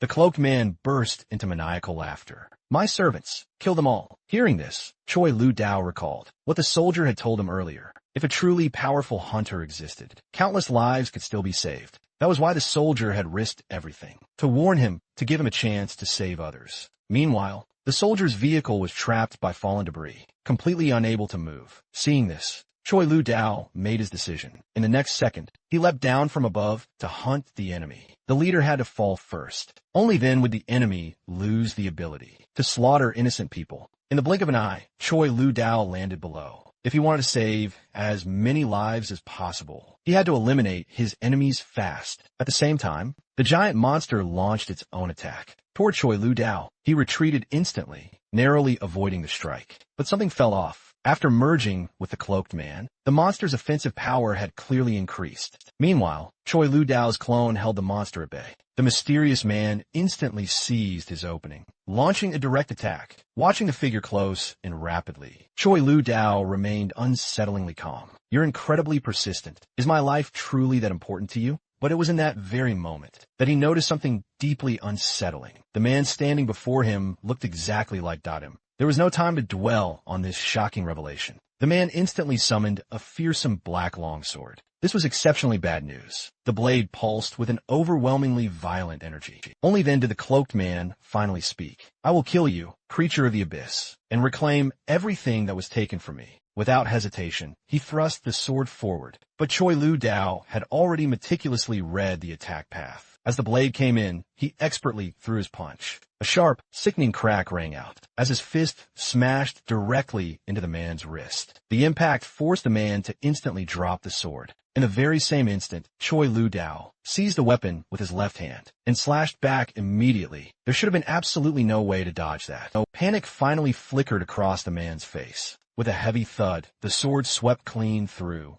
Yet there was no sensation of piercing anything solid. The strike had missed again. This ability was truly bizarre. His body could be partially nullified. This was something even Choi Lu Dao had never encountered. He quickly examined the sword's unique energy. For some reason, it felt incredibly familiar. A second, more thorough check confirmed it. The blade contained abyssal power. To his surprise, that discovery absolutely thrilled him. Finding such energy on Earth was entirely unexpected, and the weapon itself was a valuable prize. The cloaked man roared in furious anger. Do you do nothing but steal other people's weapons? With a casual flick of his clawed hand, the sword in Choi Lu Dao's grasp instantly disintegrated into ash. This was yet another astonishing application of abyssal power, one with many uses still utterly undiscovered. Choi Lu Dao immediately judged that this fight would only escalate further. First, he needed to get the soldier somewhere safe. He casually asked the soldier if he was afraid of heights. The soldier replied that he wasn't. Hearing that, Choi Lu Dao lifted the entire vehicle, warning him to hold on tight. The ride would be rough, as he planned to send him back to headquarters. The cloaked man burst into arrogant laughter. Idiot. I found your weakness, you want to protect him. Then I'll kill him first. Massive abyssal power gathered in his palm. The strong do not exist to protect the weak. They exist to become the strongest. As his hand came down, a devastating attack formed behind Choi Lu Dao. Choi Lu Dao realized that immediately. Running wouldn't help. The black sphere would chase him no matter what. He slowly set the vehicle back down. In that case, I'll just crush you first. In the next instant, Choi Lu Dao leaped into the air, planning to shatter the black sphere before escorting the soldier away. All of his power gathered into his right fist. He struck the black sphere head-on, but felt no resistance at all. Looking closer, he realized the real sphere was hidden behind the black mist. At that moment, he heard the soldier scream below. His heart sank. It was a classic feint. He was stretched too thin, and the cloaked man's power had already seized control of the vehicle. Choi Lu Dao shouted for the soldier to jump out. Even broken bones were better than dying trapped inside. What he didn't know was that black vines had already filled the vehicle. As the cloaked man's voice whispered into the soldier's ear, "Don't be afraid, little lamb. I'll take you home in the next instant." Choi Lu Dao witnessed a scene that filled him with pure rage. The once soft black vines hardened into sharp spikes, piercing straight through the vehicle, effectively sealing the soldier's fate inside. Choi Lu Dao rushed toward the wreckage, desperate to see if there was any chance. The soldier had survived. The cloaked man looked delighted. "Are you angry now? Don't get so worked up. The angrier you get, the happier I am." With a sharp crack, Choi Lu Dao snapped the spikes clean apart, using only his bare hands. The soldier's corpse was already dangling in the air. The cloaked man sneered, "Take a good look." His body was still moving. What a vile ability. Necromancy, forcing dead bodies to move once more, under his external control, like a victor savoring his triumph. The cloaked man boasted loudly, "I want to watch with my own eyes, as everyone you care about dies right in front of you." That feeling is exquisite. What he didn't realize, however, was that he had just crossed an absolute line. From this moment on, it would be kill or be killed. Choi Lu Dao slowly spoke, his voice dripping with ice. "Do you really enjoy trampling on other people's dignity? It reminds me of being bullied back in school." Seeing the raw fury on Choi Lu Dao's face only thrilled the man further. "Oh, come on, don't say something so obvious.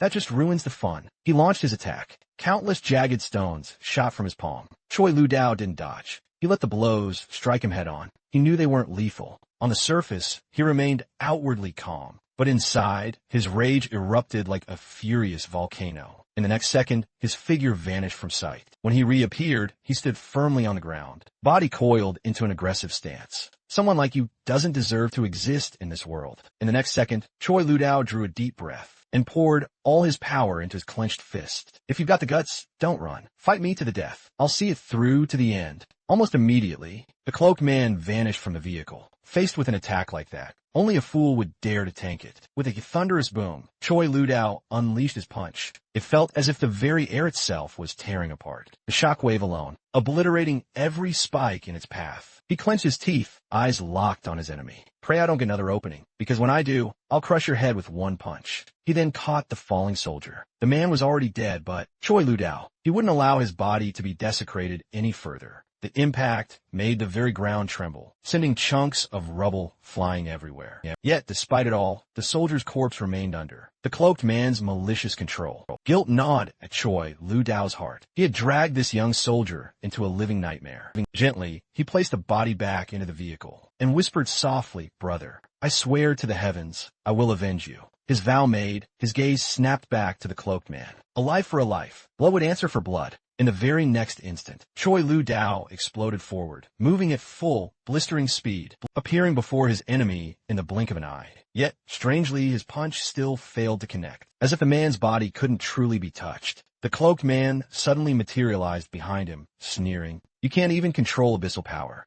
And you dare fight me? You're practically asking to die." Choi Lu Dao simply laughed coldly. "You finally took the bait." He spun around and smashed his fist straight into the man's arrogant face. Caving it in, the cloaked man was sent flying backward. He crashed into the ground with a heavy, sickening thud. Choi Lu Dao shook the blood from his hand. "You're not even on my level. Why act so arrogant in front of me?" Desperate, the cloaked man ordered the monsters to block Choi Lu Dao. buying himself precious time to escape. Shocked, he demanded, "How did you even manage to hurt me?" Choi Lu Dao flashed in front of him again. "People grow. You're dying here today. Not for my brother." True fear finally took hold against an opponent who adapted this fast. He had no chance if the fight continued. He leapt onto a monster's shoulder, preparing to flee. Choi Lu Dao followed, rising to the same height. "You kill my brother and think you can run?" But the cloaked man was craftier than expected. As Choi Lu Dao rose, he dropped sharply downward instead. Terror flooded his mind. This enemy was far more dangerous than he'd imagined. Choi Lu Dao's eyes burned with pure, killing intent. "You might escape my grasp,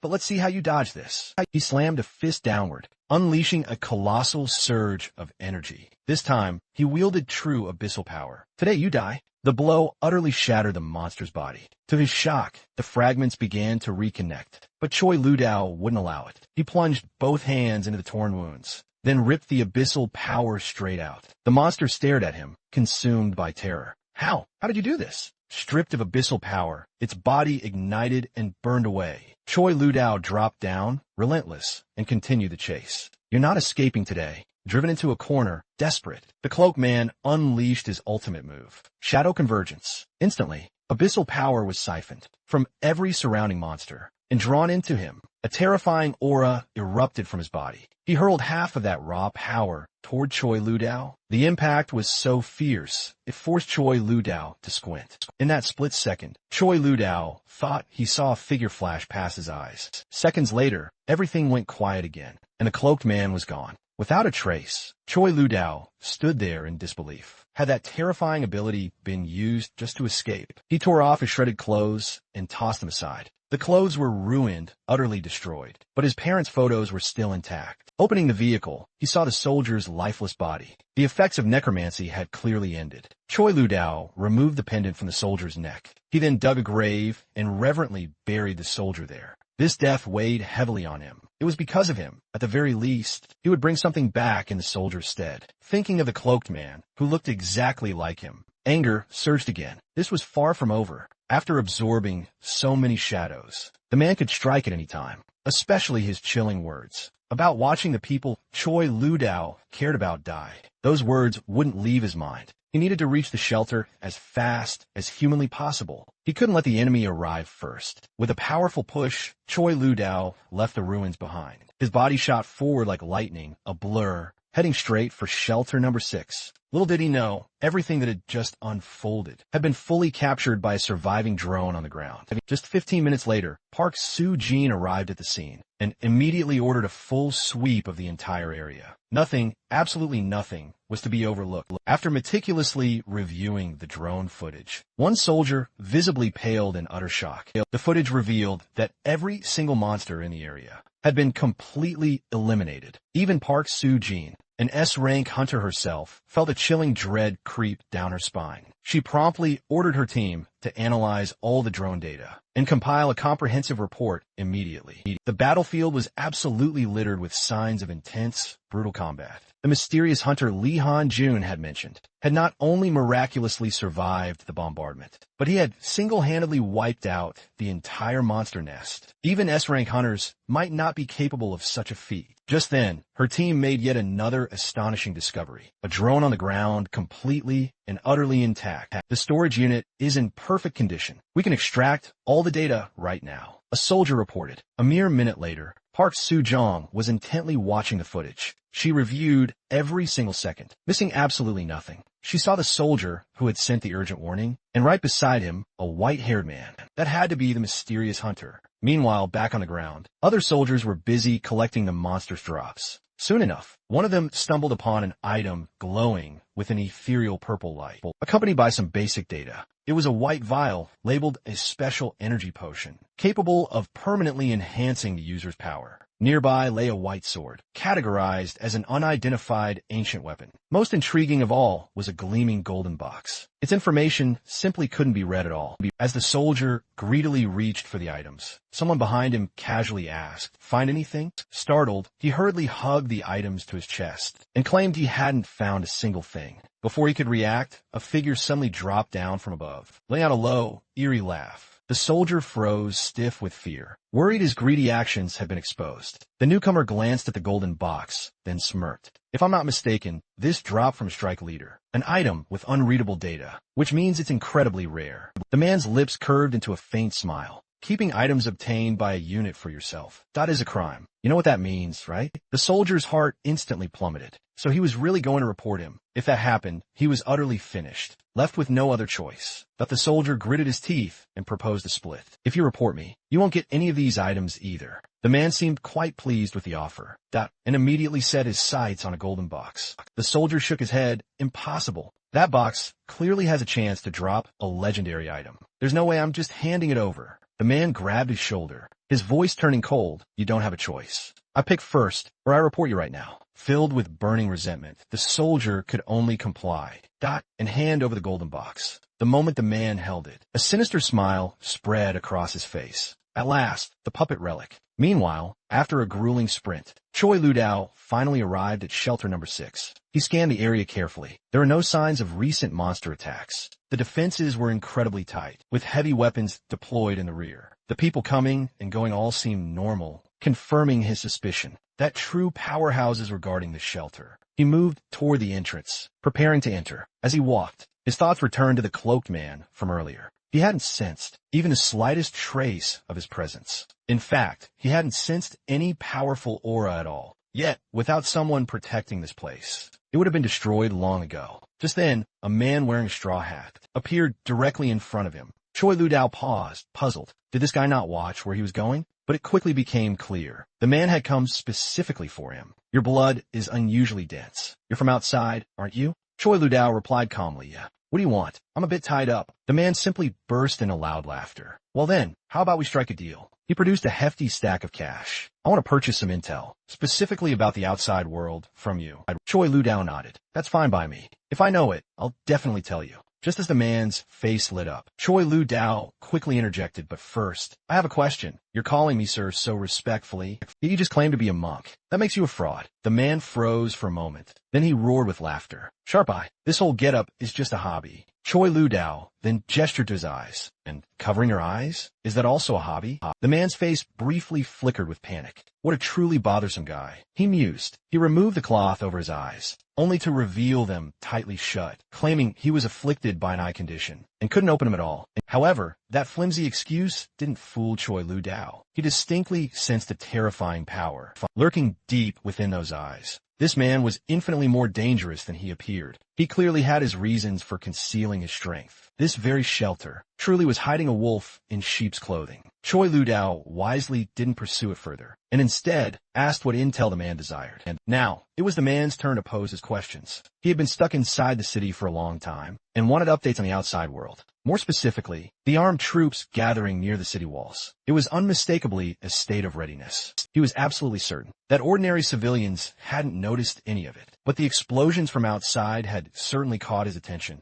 and he demanded to know exactly what was unfolding. After listening, Choi Ludao paused, deep in thought. This man was undeniably more dangerous than he seemed. It would definitely be safer to hide his own strength for now. Choi Ludao then burst into laughter. Honestly, he began, I genuinely don't know what the heck happened out there. I just heard a massive explosion coming from the southwest. It scared me senseless. I even dropped my letters and had to use my shirt as a makeshift map. The man looked startled, but casually replied, I see. But inside, he was on high alert. This guy was hiding his power, too. Still, he handed over the payment. Just knowing the general direction is enough. You've helped me a lot with that. He headed off alone toward the vague direction. His intentions unclear. Choi Ludao had no idea how many fighters like that were inside the city, which meant he couldn't afford to draw attention to himself. And more importantly, the fact that someone as suspicious as him could move freely suggested powerful figures were stationed here. Or perhaps humanity was facing a common enemy, causing people to lower their guard toward one another. Night fell quickly. Choi Ludao entered a clothing store and bought a new outfit using the monk's money. He picked out a trench coat. It fit surprisingly well and gave him a strange sense of familiarity, like someone he'd seen before, a man named Chong Xiaoyu. Still, finding his parents was the priority. Looking around, he realized the city was far larger than he'd imagined. It seemed he had no choice but to use the most old-fashioned method, asking around and hoping for luck. He gently tapped a woman on the shoulder. Excuse me, have you seen the couple in this photo? To his surprise, her face went utterly pale with shock. She waved her hands frantically, insisting she'd never seen them, then hurried away. The reaction left him speechless. It was way too intense, like he'd shown her something. Dot cursed. At that moment, a man cursing loudly approached from behind, his voice drawing attention. Unexpectedly, he stopped right in front of Choi Lu Dao and sneered. What? Hitting on women in the middle of the night? That's pathetic. In an instant, Choi Lu Dao appeared right before him, his gaze sharp and cold. Watch your mouth. The man broke into a sweat the moment their eyes met. You don't look like a local. Pointing at the photo, he scoffed. Seriously, what century are you living in? Carrying photos around at night, just to flirt? Choi Lu Dao then held up a photo. Have you seen these two? The man rolled his eyes. Do you flirt with everyone you meet? His voice suddenly cut off, fear flooding his face. How do you have their photo? He stared hard at Choi Lu Dao. What's your relationship with them? Choi Lu Dao's heart practically leaped. At last, he'd found a lead. He immediately said, they're my parents. The man compared his face to the child in the photo and frowned. They looked nothing alike. Furious, he rolled up his sleeves. Are you messing with me? At the same time, a truck loaded with grotesque monsters drove straight down the street. The truck driver panicked and slammed on the brakes. But Choi Luo Dao ignored it completely. The next second, the truck crashed straight into him. Yet he didn't move an inch. The man was utterly stunned. Had he just hit a human or a ghost? Choi Lu Dao casually brushed the dust off his shoulder. Sorry, I didn't quite catch what you said. Could you repeat that? All traces of arrogance vanished from the man's face. He instantly turned into a meek, well-behaved citizen. He even pretended to recognize him. Oh, it's you. Long time no see. He quickly pointed down a road. Just keep going that way. You'll find your home. I even held you when you were a kid, remember? Choi Lu Dao didn't argue and simply followed the direction. Thanks. Once I find my parents, I'll make it worth your while. The man waved his hands nervously. No need, no need. But the moment Choi Lu Dao turned away, the man bolted in the opposite direction. This is bad. I need to gather everyone. A trace of doubt surfaced in Choi Lu Yao Dao's mind. Even a lowlife knew his family's address. Something fell off. Then again, his father had always treated everyone kindly. It made sense people remembered him well. His mother was the same, gentle and warm to neighbors. People like them were often taken advantage of. Choi Lu Dao clenched his fist. His parents were truly wonderful people. He wasn't, but now that he was back, no one would ever dare bully them again. After walking a bit farther, he stopped at a corner. This had to be the place. To his surprise, though, the area was deserted, and a long wall stood before him. Did his parents really live here? Judging by the gate alone, they seemed to be doing quite well for themselves. He raised his hand and knocked. Joy flooded his face when he heard a familiar voice. From inside, one he hadn't heard in 500 years. His father was speaking. You're home early today? The door opened, and his father stepped out, only to see a white-haired man standing there. Choi Liu Dao's expression shifted. His father had changed more than he'd expected. Confusion flashed across the man's face. Then anger. Who are you? Why are you blocking my way when I'm welcoming my wife home? He stared for a long time, but couldn't recognize him at all. 500 years had changed everything. Choi Lu Dao swallowed hard. Dad, it's me, Lu Dao. His father froze, then snapped. Do you take me for a fool? My son doesn't have white hair. After that tense moment, Choi Lu Dao was led in the main hall by his father. Once they sat down, neither of them spoke a word. Soon, his mother entered from outside, carrying a tray of tea. Only after she sat down did his father finally speak. I still can't believe it. You're completely different from the son we once knew. That's why we need to run some tests. Choi Lu Dao chuckled softly. Tests? What kind of tests are you talking about, Dad? His father explained bluntly. That Lu Dao had changed far too much. Only secrets known between father and son could prove his identity. As he spoke, his father cast a subtle glance toward the ceiling. If Lu Dao said anything suspicious, the hidden operatives above would deal with him immediately. None of this escaped Choi Liu Dao's sharp notice. His father remained on high alert, yet the sheer level of security actually reassured him. It meant his father had truly made a name for himself. What came next were secrets forged over the years, shared only between father and son. Secrets so shocking, they'd make the guards wish they'd never heard a single word. The first round of secrets began. Choi Lu Dao, without missing a beat, casually stated, you attend cooking classes with a household support group. His father froze, eyes wide with pure shock. How could he possibly know that? Even the leader of the hidden operatives nearly lost composure. Their boss taking cooking lessons. But that wasn't all. You also sneak off to ballet class every week. The operative, hiding on the ceiling, nearly broke down right then and there, wondering if he'd even survive the day. His father shot a piercing warning glare upward, as if saying, think anything weird, and you're dead. The operative, locked by that stare, felt an invisible blade pressed against his throat. An immediate, awkward silence filled the room. Even so, his father remained incredibly cautious, knowing that still doesn't prove you're my son. Choi Ludao simply laughed. Then let me tell you something only our family would know. His father's eyes flickered with genuine surprise. Go on, he urged. Choi Ludao lowered his voice. I will, he replied, but are you sure? You want others listening to what comes next? Choi Ludao could clearly see sweat beading on his father's forehead. Even his voice began to falter. Go ahead, say it. Choi Ludao then turned and pointed at the two blades displayed nearby. Dad, that Japanese sword of yours? It's just a replica. The very moment the word replica was spoken, the hidden operative's sweat poured down like rain. A flicker of genuine panic crossed his father's eyes, but he still tried desperately to deny it. Don't joke around. What proof do you have? Choi Ludao stood up, then picked up one of the swords. The proof is right here, a bite mark on the hilt, left by my older brother. The operative's heart sank. He knew he was done for. He just stumbled upon his leader's deepest secret. He remembered hearing about it once before, back when their leader was held captive. He fought by biting onto this very sword, killing a shocking 38 enemies with it. That bite mark was a relic from that brutal battle. With a swift motion, Choi Ludao drew the blade. At the same moment, the operative tensed, ready to strike at a moment's notice. He thought Ludao was about to attack their boss. Instead, Choi Ludao calmly pressed the blade against his own palm. If I recall correctly, he said, this sword is retractable. See, I wasn't wrong. Suddenly, a furious curse erupted from behind him. You little bastard. The next moment, his father threw himself into Ludao's arms, sobbing uncontrollably. We thought you were dead. We searched for you for so many years. He cried like a child, not out of weakness, but from overwhelming joy.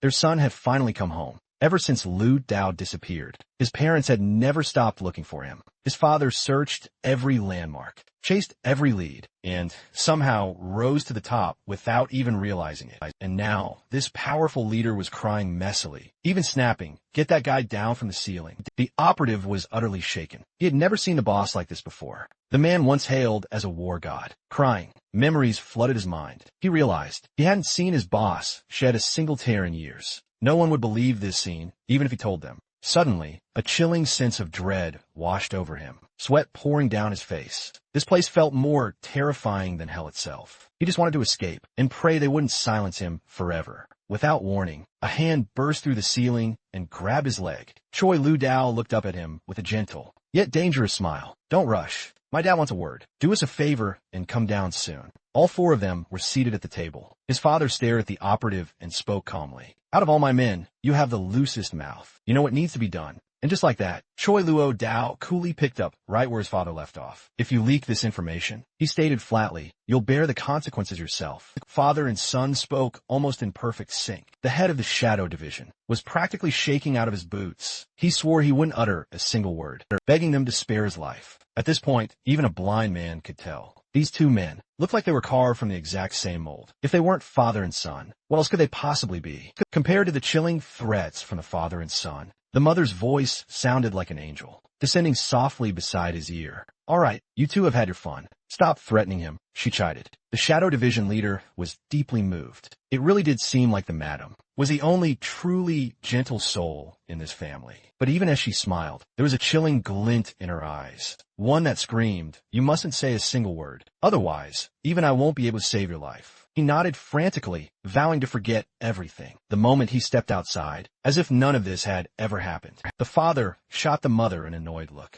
I'm just glad he didn't bring up my farting or snoring in my sleep. She smiled back lightly. Honey, why are you exposing your own embarrassing secrets? Watching this warm scene unfold, Choi Ludao couldn't help but smile. This was the life he had longed for during his 500 years in the abyss, and it had finally arrived. He was back. His family was still alive. From this moment on, there was only one thing left for him to do. Protect them. Just then, Choi Ludao sharply sensed movement outside the house. The next second, there was a loud crash as the front door was yanked open by a man with an outrageous afro. Several vicious-looking lackeys stood behind him. As he shouted, "Boss, there's a white-haired kid looking for you. He's incredibly strong. He even wrecked a truck." But the moment his eyes landed inside the house, but he completely froze. Choi Ludao sat there calmly with his parents. Choi Ludao subtly glanced back and spoke in a cool, collected voice. "The white-haired kid you mentioned. Were you talking about me?" The man's eyes shot wide open in shock. After a long, stunned moment of staring, he realized the face right before him was identical to the white-haired boy from his memories. His face turned ashen as he blurted out, "Boss, it's him. This kid is terrifying." When a truck hit him, thought the truck was the one that got absolutely demolished. He then forced himself to stammer out, "Even if you're strong, there are more of us. You can't beat us." Yet, even as he spoke, his legs trembled uncontrollably. In stark contrast, Choi Lu Dao remained perfectly calm, as if these people didn't even register in his awareness. The afro-haired man continued shouting, trying desperately to sound tough. "What are you planning to do to our boss? Are you from the Tiger War gang?" Before he could even finish his sentence, Choi Lu Dao reached out and grabbed his trembling knee. "Seriously," he said lightly, "don't let your legs shake when you talk." The moment Choi Lu Dao stood up, an overwhelming pressure burst forth from his gaze, sending chills straight down the man's spine. Choi Lu Dao lightly patted the man on the shoulder, instinctively sensing that he was probably one of his father's subordinates. With a casual smile, he asked, "Dad, why don't you introduce your people to me?" His father burst out laughing, waving his hand. "Relax, everyone. This is my son, Choi Lu Dao. He's been missing for 5 years, and he finally came back today." As for his current level, his voice abruptly stopped. Only then did he realize a crucial detail. He had no idea what his son's actual power level was. As a father, that was undeniably a failure. But with all his subordinates present, he couldn't show it. That would be far too embarrassing. At that very moment, Choi Lu Dao calmly picked up the thread of conversation, dropping a bombshell that left everyone in the room absolutely stunned. "I don't have what you call a system, so honestly, I don't even know what level I'm at." The lackey behind them looked absolutely flabbergasted. He'd survived in the Fallen Zones for 5 whole years. So how could this guy have stayed alive without a system? Even the afro-haired man was utterly speechless.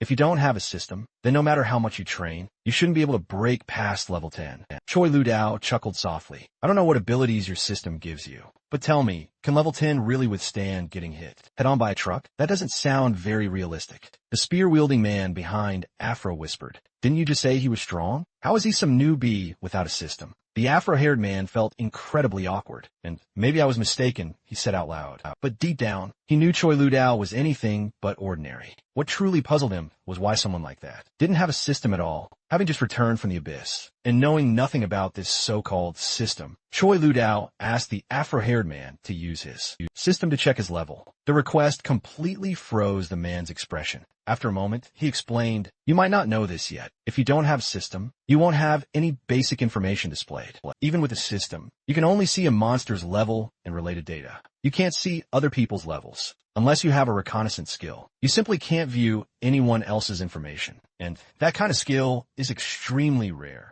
He paused, "But your father happens to have it." Choi Lu Dao turned his gaze toward his father. "In that case, Dad, could you take a look for me?" He was also curious whether his father's ability could reveal anything related to the abyss. Moments later, everyone watched as his father pointed at empty air. They couldn't see the system interface themselves, so all they could do was stand there. Choi Lu Dao glanced at his mother. "Aren't you going to check as well?" She gently shook her head. "I just want to stay right here by your side. Everything I ever needed to know, I already know." Just as she finished speaking, his father suddenly cried out, "What in the world is going on here?" On his system panel were nothing but question marks. There was absolutely no information about Choi Luo Dao. He tried again and again, but the result never changed. Faced with this, 2 possibilities immediately came to his mind. The first was that Choi Lu Dao truly had no system at all. The second, however, sent a chilling dread through him. That Choi Lu Yao Dao's level was so incredibly far above his own that even he couldn't possibly view it. The room fell utterly silent. Their boss was already revered as a god of war, and his son was even more incredibly powerful. It was simply beyond belief. According to his father's keen judgment, the system interface couldn't display Choi Yodeo's abilities or personal data, yet it could still show his name. That made the second possibility far, far more likely. More importantly, his son had survived entirely on his own for 5 grueling years.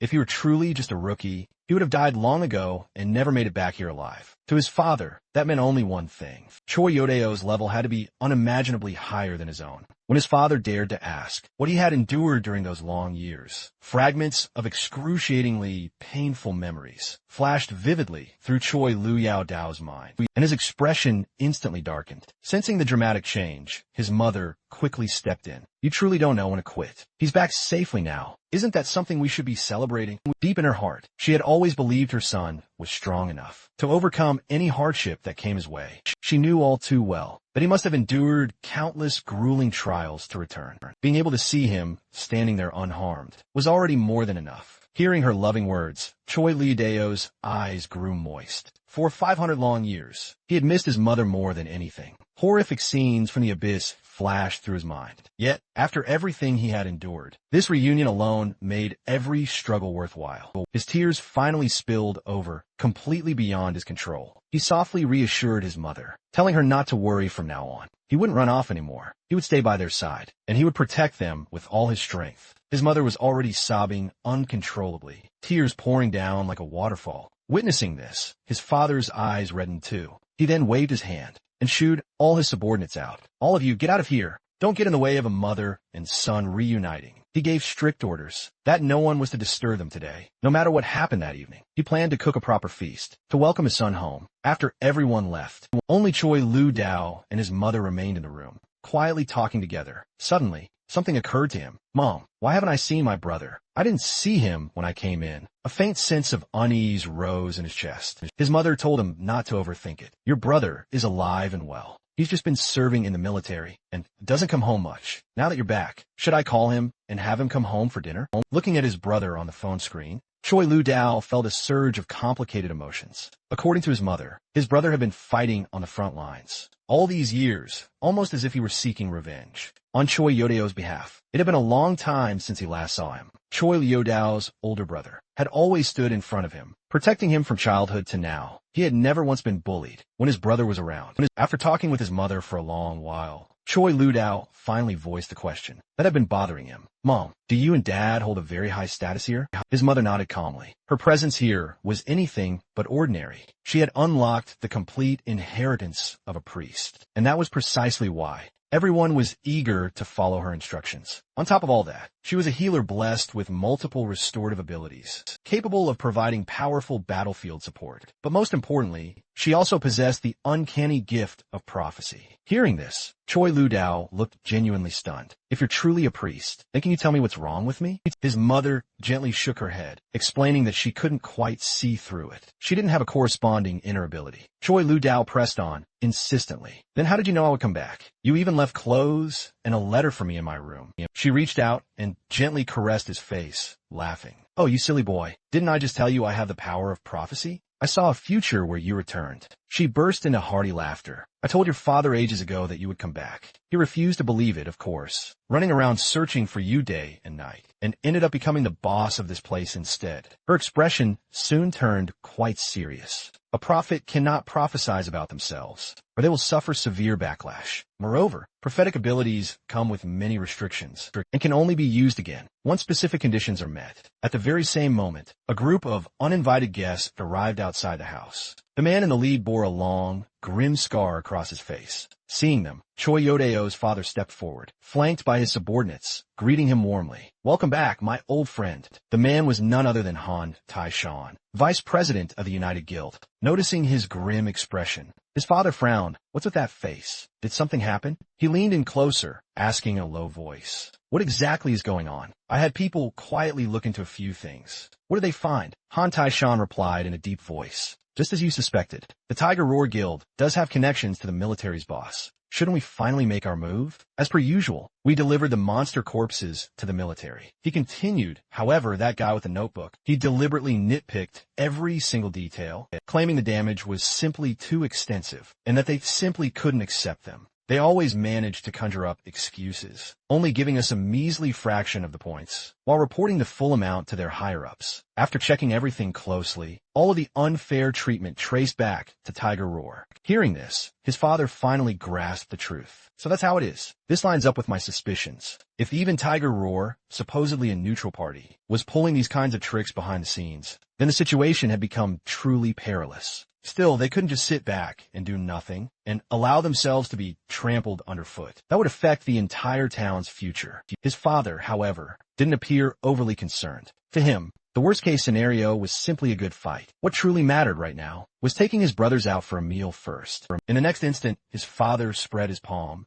and a sword instantly materialized in his palm. After we eat, he said, I'll personally pay the Tiger Roar Guild a visit and settle this once and for all. A murderous glint flashed in his gaze. They had to make it perfectly clear. The United Guild was no mere soft lamb that anyone could simply exploit at will. Hearing the name Tiger Roar Guild, Choi Yodao's gaze also turned cold. Thanks to that enigmatic black fragment, all of his inherent abilities were pushed into an overloaded state. It wasn't just his strength that had grown. His senses had become far keener as well. Now, he could even pick up sound from far away. It seemed the bandits he'd run into earlier were indeed connected to the Tiger Roar Guild. Choi Lu Dao turned to face his father, a hint of concern visible in his eyes. His father was about to negotiate with them directly, yet Choi Lu Dao didn't truly know what to expect, completely disregarding his father's strength. The very next moment, he burst through the door, blocking his father's way. You're heading out to eat, right? He casually asked. I'm starving too. How about I join you? Afterward, I'll accompany you to the Tiger Roar Guild. He calmly added, I want to see exactly who it is that dares to push us around.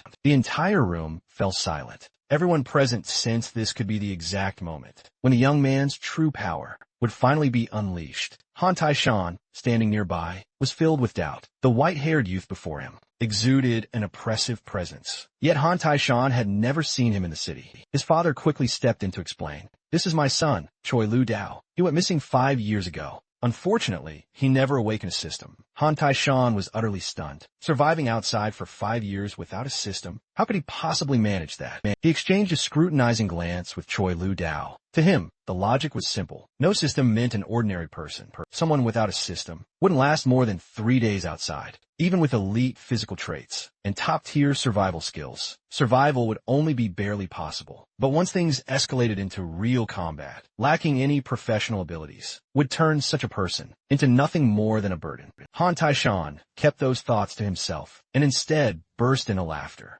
That's actually good news. Still, you just come back. You shouldn't take part in this operation. Get some proper rest. Choi Lu Dao's father agreed, telling him to stay home and keep his mother company. His mother chuckled softly. Listen to your father. I haven't even shown you around our home yet. Choi Lu Dao zeplet guieli. It seemed they all saw him as nothing more than a normal person. But that was only natural. In the eyes of anyone with a system, someone without one was simply ordinary. As he thought it through, he realized he still didn't fully grasp things about the shelter. If monsters like the ones he imagined truly existed, then hiding his true strength would be the safest way to keep his parents out of harm's way. He nodded in agreement. In that case, he'd let the uncles go with Dad. The lackey behind them, however, looked visibly crestfallen. Cursing inwardly, he'd missed his chance to see Choi Luo Dao unleash his true power, and it was all Han Tai-shan's fault for running his mouth too much. Soon after, his father and the others set off in force toward the Tiger Roar Guild, determined to demand justice.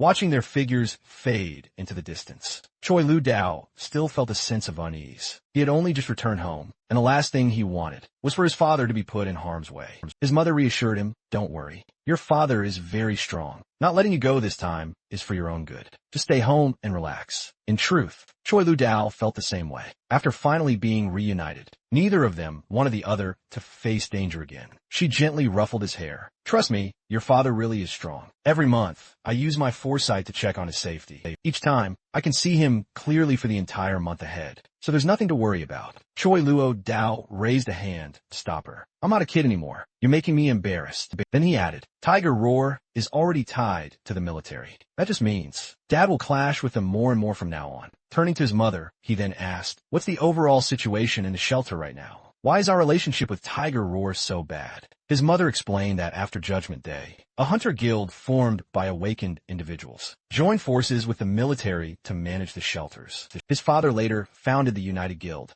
cooperating with the military at Shelter Number 6 in hopes of finding him. The United Guild grew so quickly because people were deeply moved by his father's vow to help everyone find their missing families. The guild handled order resource gathering and monster suppression, while the military dealt with rifts and towers. Because his father was kind-hearted, he refused to send his people into rifts. That was how his parents had maintained peace for the past 4 years, avoiding unnecessary danger, while slowly strengthening their forces. A few months ago, however, the Tiger Roar Guild from Shelter Number 4 established a branch here. From that moment on, conflicts with his father's side never stopped. Choi Lu Dao asked in confusion, if the military helps manage the shelter, why don't they step in to stop the conflict? The answer was simple: enemies were growing stronger, and the military could no longer handle them alone. Tiger Roar existed specifically to conquer towers, and their overwhelming power left the military no choice but to rely on them. Intelligence related to tower assaults was too valuable to ignore. On top of that, Tiger Roar possessed an Awakened One, chosen by the Tower God.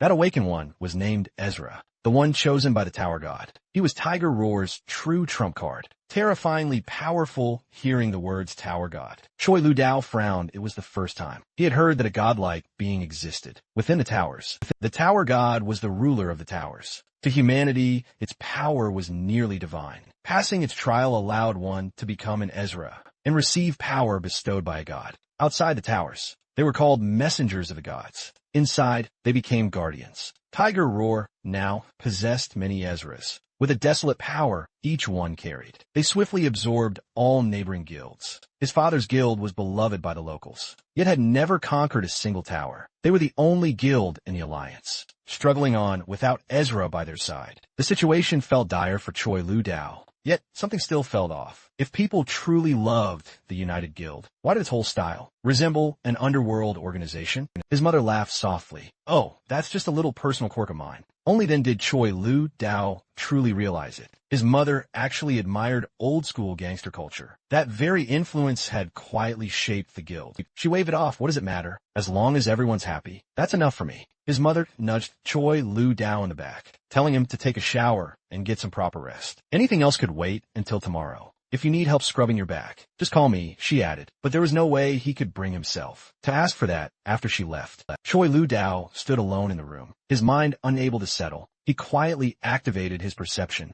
to confirm her location. A trace of abyssal power spread from his body. In his senses, his mother had indeed left the area earlier. He had agreed to stay home, simply because he hadn't realized how serious the situation truly was. Now, there was no way he could feel at ease without going after his father. He yanked the window open. If he left now, he might still catch up. With a sharp whoosh, Choi Lu Dao leapt into the air, vanishing from the spot in an instant. At that exact moment, his mother caught sight of his departing figure from inside the house. Her expression turned complicated as she murmured, "Everyone told you to rest, and you still wouldn't listen, just like when you were little." Meanwhile, his father was leading his men toward the Tiger Roar Guild, killing intent rolling off him in waves. His blade burst from its sheath as he shouted coldly, "I'm standing right at your guild's doorstep. Isn't it time you showed yourself?" Before the words even faded from his lips, he lunged, thrusting his sword forward. But though the blade stayed firmly in his grip, its powerful blade aura shot out ahead, cleaving straight for the Tiger Roar Guild Hall. In an instant, the entire building was split clean in two. A terrifying killing intent surged from his father. Today, Tiger Roar will give me an explanation. Watching from afar, Choi Luo Dao was utterly stunned. His mother hadn't exaggerated even a little. His father was truly, terrifyingly strong. 10 minutes earlier, his father had already set out for the Tiger Roar Guild. Choi Luo Dao followed soon after. From a higher vantage point, he scanned for his father's group with everything he had. Outside the central district, shrouded in darkness, finding them was surprisingly easy. But suddenly, his vision doubled, and a wave of dizziness slammed into him. Something was definitely wrong. Ever since being enhanced by the Abyss Fragment, he shouldn't even be able to catch a cold, so dizziness made absolutely no sense. Then, a familiar voice echoed right beside him. "Abyss Seed, you can't escape." Choi Luo Dao spun around, searching for the cloaked man, but the bastard had completely hidden his presence. He couldn't sense him at all. Rage surged in his chest. That man had actually followed him, all the way to shelter number 6.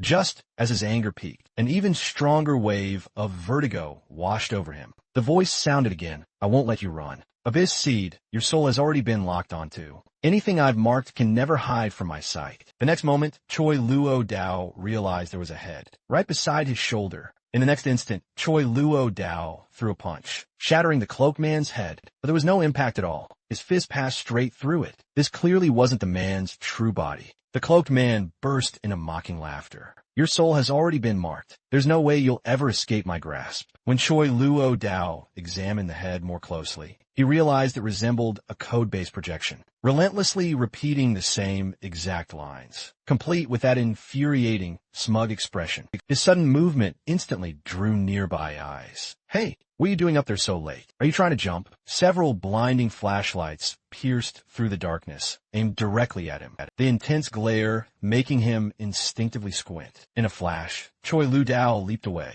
vanishing from his perch and sprinting through the air. He noticed that the eerie face from before had vanished once again. He immediately halted, preparing to thoroughly reassess the situation. If that entity was still lurking nearby, it posed an extremely serious threat. Yet, to his utter surprise, the moment he stopped, the cloaked figure reappeared, repeating the exact same ominous words as before. That sparked a theory in Choi Lu-dao's mind. Had it vanished earlier simply because of the intense, blinding flashlight beams? With that idea, he decided to put to the test. He positioned himself directly beneath a street lamp and raised his arm high into the light. In his mind, he quickly traced the pattern. If he remained in darkness for more than 7 seconds, the soul mark would activate, and if he lost his composure, it might trigger as well. Annoying didn't even begin to describe this. With that in mind, Choi Lu-dao pressed down on the glowing soul mark, with his other hand deliberately, remaining fully in darkness for 7 agonizing seconds. Just as he expected, that damned head reappeared.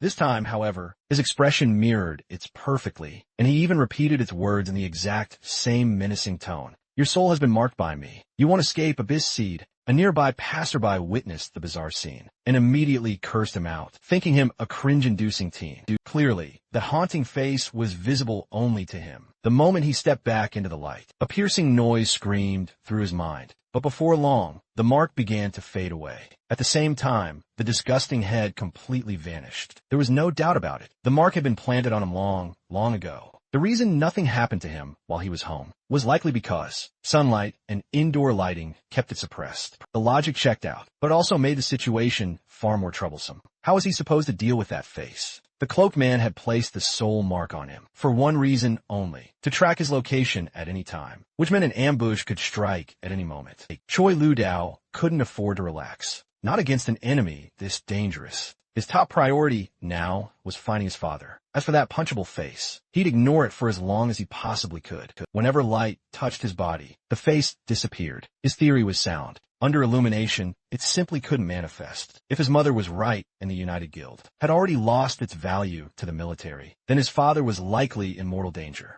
At that moment, Choi Lu-dao recalled the monk he had encountered earlier that day. He didn't know how many powerhouses were hidden within a shelter, but with the military allied with the Tiger Roar, they would never just sit quietly. They were likely planning to wipe out the United Guild entirely. If that was the case, then even if it meant slaughtering everyone in his way, he would protect his parents. Anyone who threatened their lives would have to die. Choi Lu-dao looked slightly dejected. For a brief moment, he wished he could return to the peaceful world of the past, where his family could live safely together every day. Soon, he arrived at his father's location, the front of Tiger Roar Guild's headquarters. The group had already formed up there. Instead of stepping forward, he hid behind a pillar, quietly watching what unfolded ahead. He wanted to see how his father would handle negotiations with Tiger Roar. His father had once told him that violence should always be the final option in any conflict. Back then, he only half understood. He had been young. He didn't even know how to fight. He wasn't sure whether his father would actually come to blows with the guild, but if things escalated, he would have to step in. Just then, a ripple of murmurs spread through the tense crowd. Was a negotiation truly about to begin? Turning his head, he spotted 2 members at the very front. They wore barely restrained, eager smiles. Their excitement was utterly obvious in the next instant. His father raised his hand, making a slow drawing motion. The sheer pressure radiating from him was absolutely terrifying. Someone nearby whispered that the last time this happened, his father had left a nearly 20-meter-long wound on an opponent the moment his blade left its sheath. Lu-dao felt it then, a devastating force exploding outward from the weapon. The warmth his father showed at home, that was completely gone without a trace. What remained was pure, unadulterated killing intent, in an overwhelming aura of dominance. Han Taishan watched in complete silence. His expression remained utterly unchanged, while the man behind him looked absolutely thrilled. Finally, shock surfaced on Li Yedao's face. His mother hadn't exaggerated after all. His father was truly, terrifyingly powerful. Maybe his worries had been unnecessary this whole time. His father slowly sheathed the mighty blade.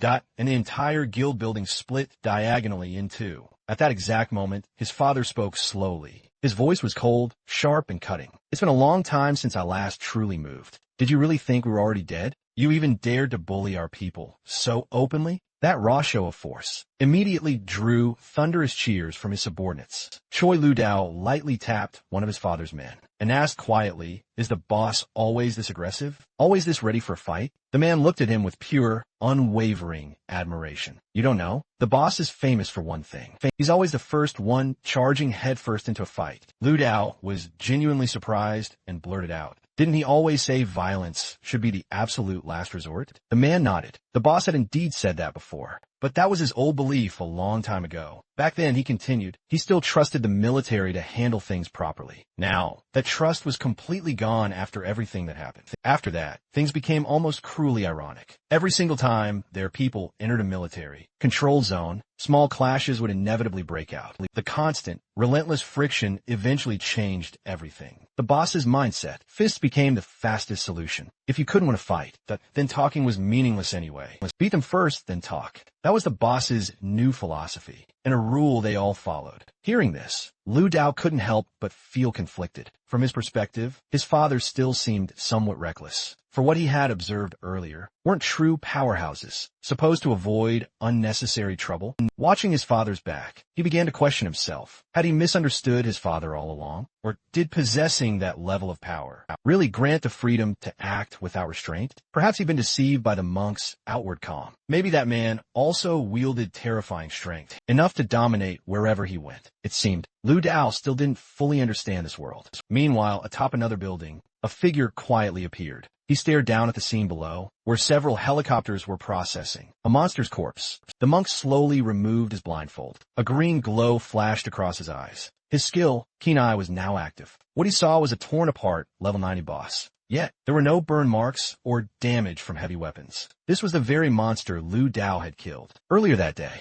The monk covered his eyes again and sighed softly. So many hidden powerhouses in this world. It's truly unsettling. We'll have to be careful. Very, very careful. On the other side, white smoke still curled up from inside the building. His father had cleaved in half. His father and his men stood there in silence, waiting for the one in charge of the Tiger Roar Guild to come out and negotiate. Before long, a group emerged from within the ruins. The man at the front was already cursing, calling his father a damn bastard. He shouted angrily, "Do you truly believe things are still the same as they were when this shelter was first built?" Those words clearly struck a raw nerve. His father's face darkened as he retorted, his voice dripping with ice. "Of course things have changed. Filth like you crawled out of the shadows." As he spoke, his father tightened his grip on the blade, killing intent seeping into his very voice. "I should have killed you back then, and spared myself all this trouble." But the man showed no fear, only a sneer. "Then why don't you do it now? What, are you scared?" Veins bulged across his father's forehead, as his voice dropped to a perilous low. "You think I can't kill you right now?" The very next instant his blade was drawn.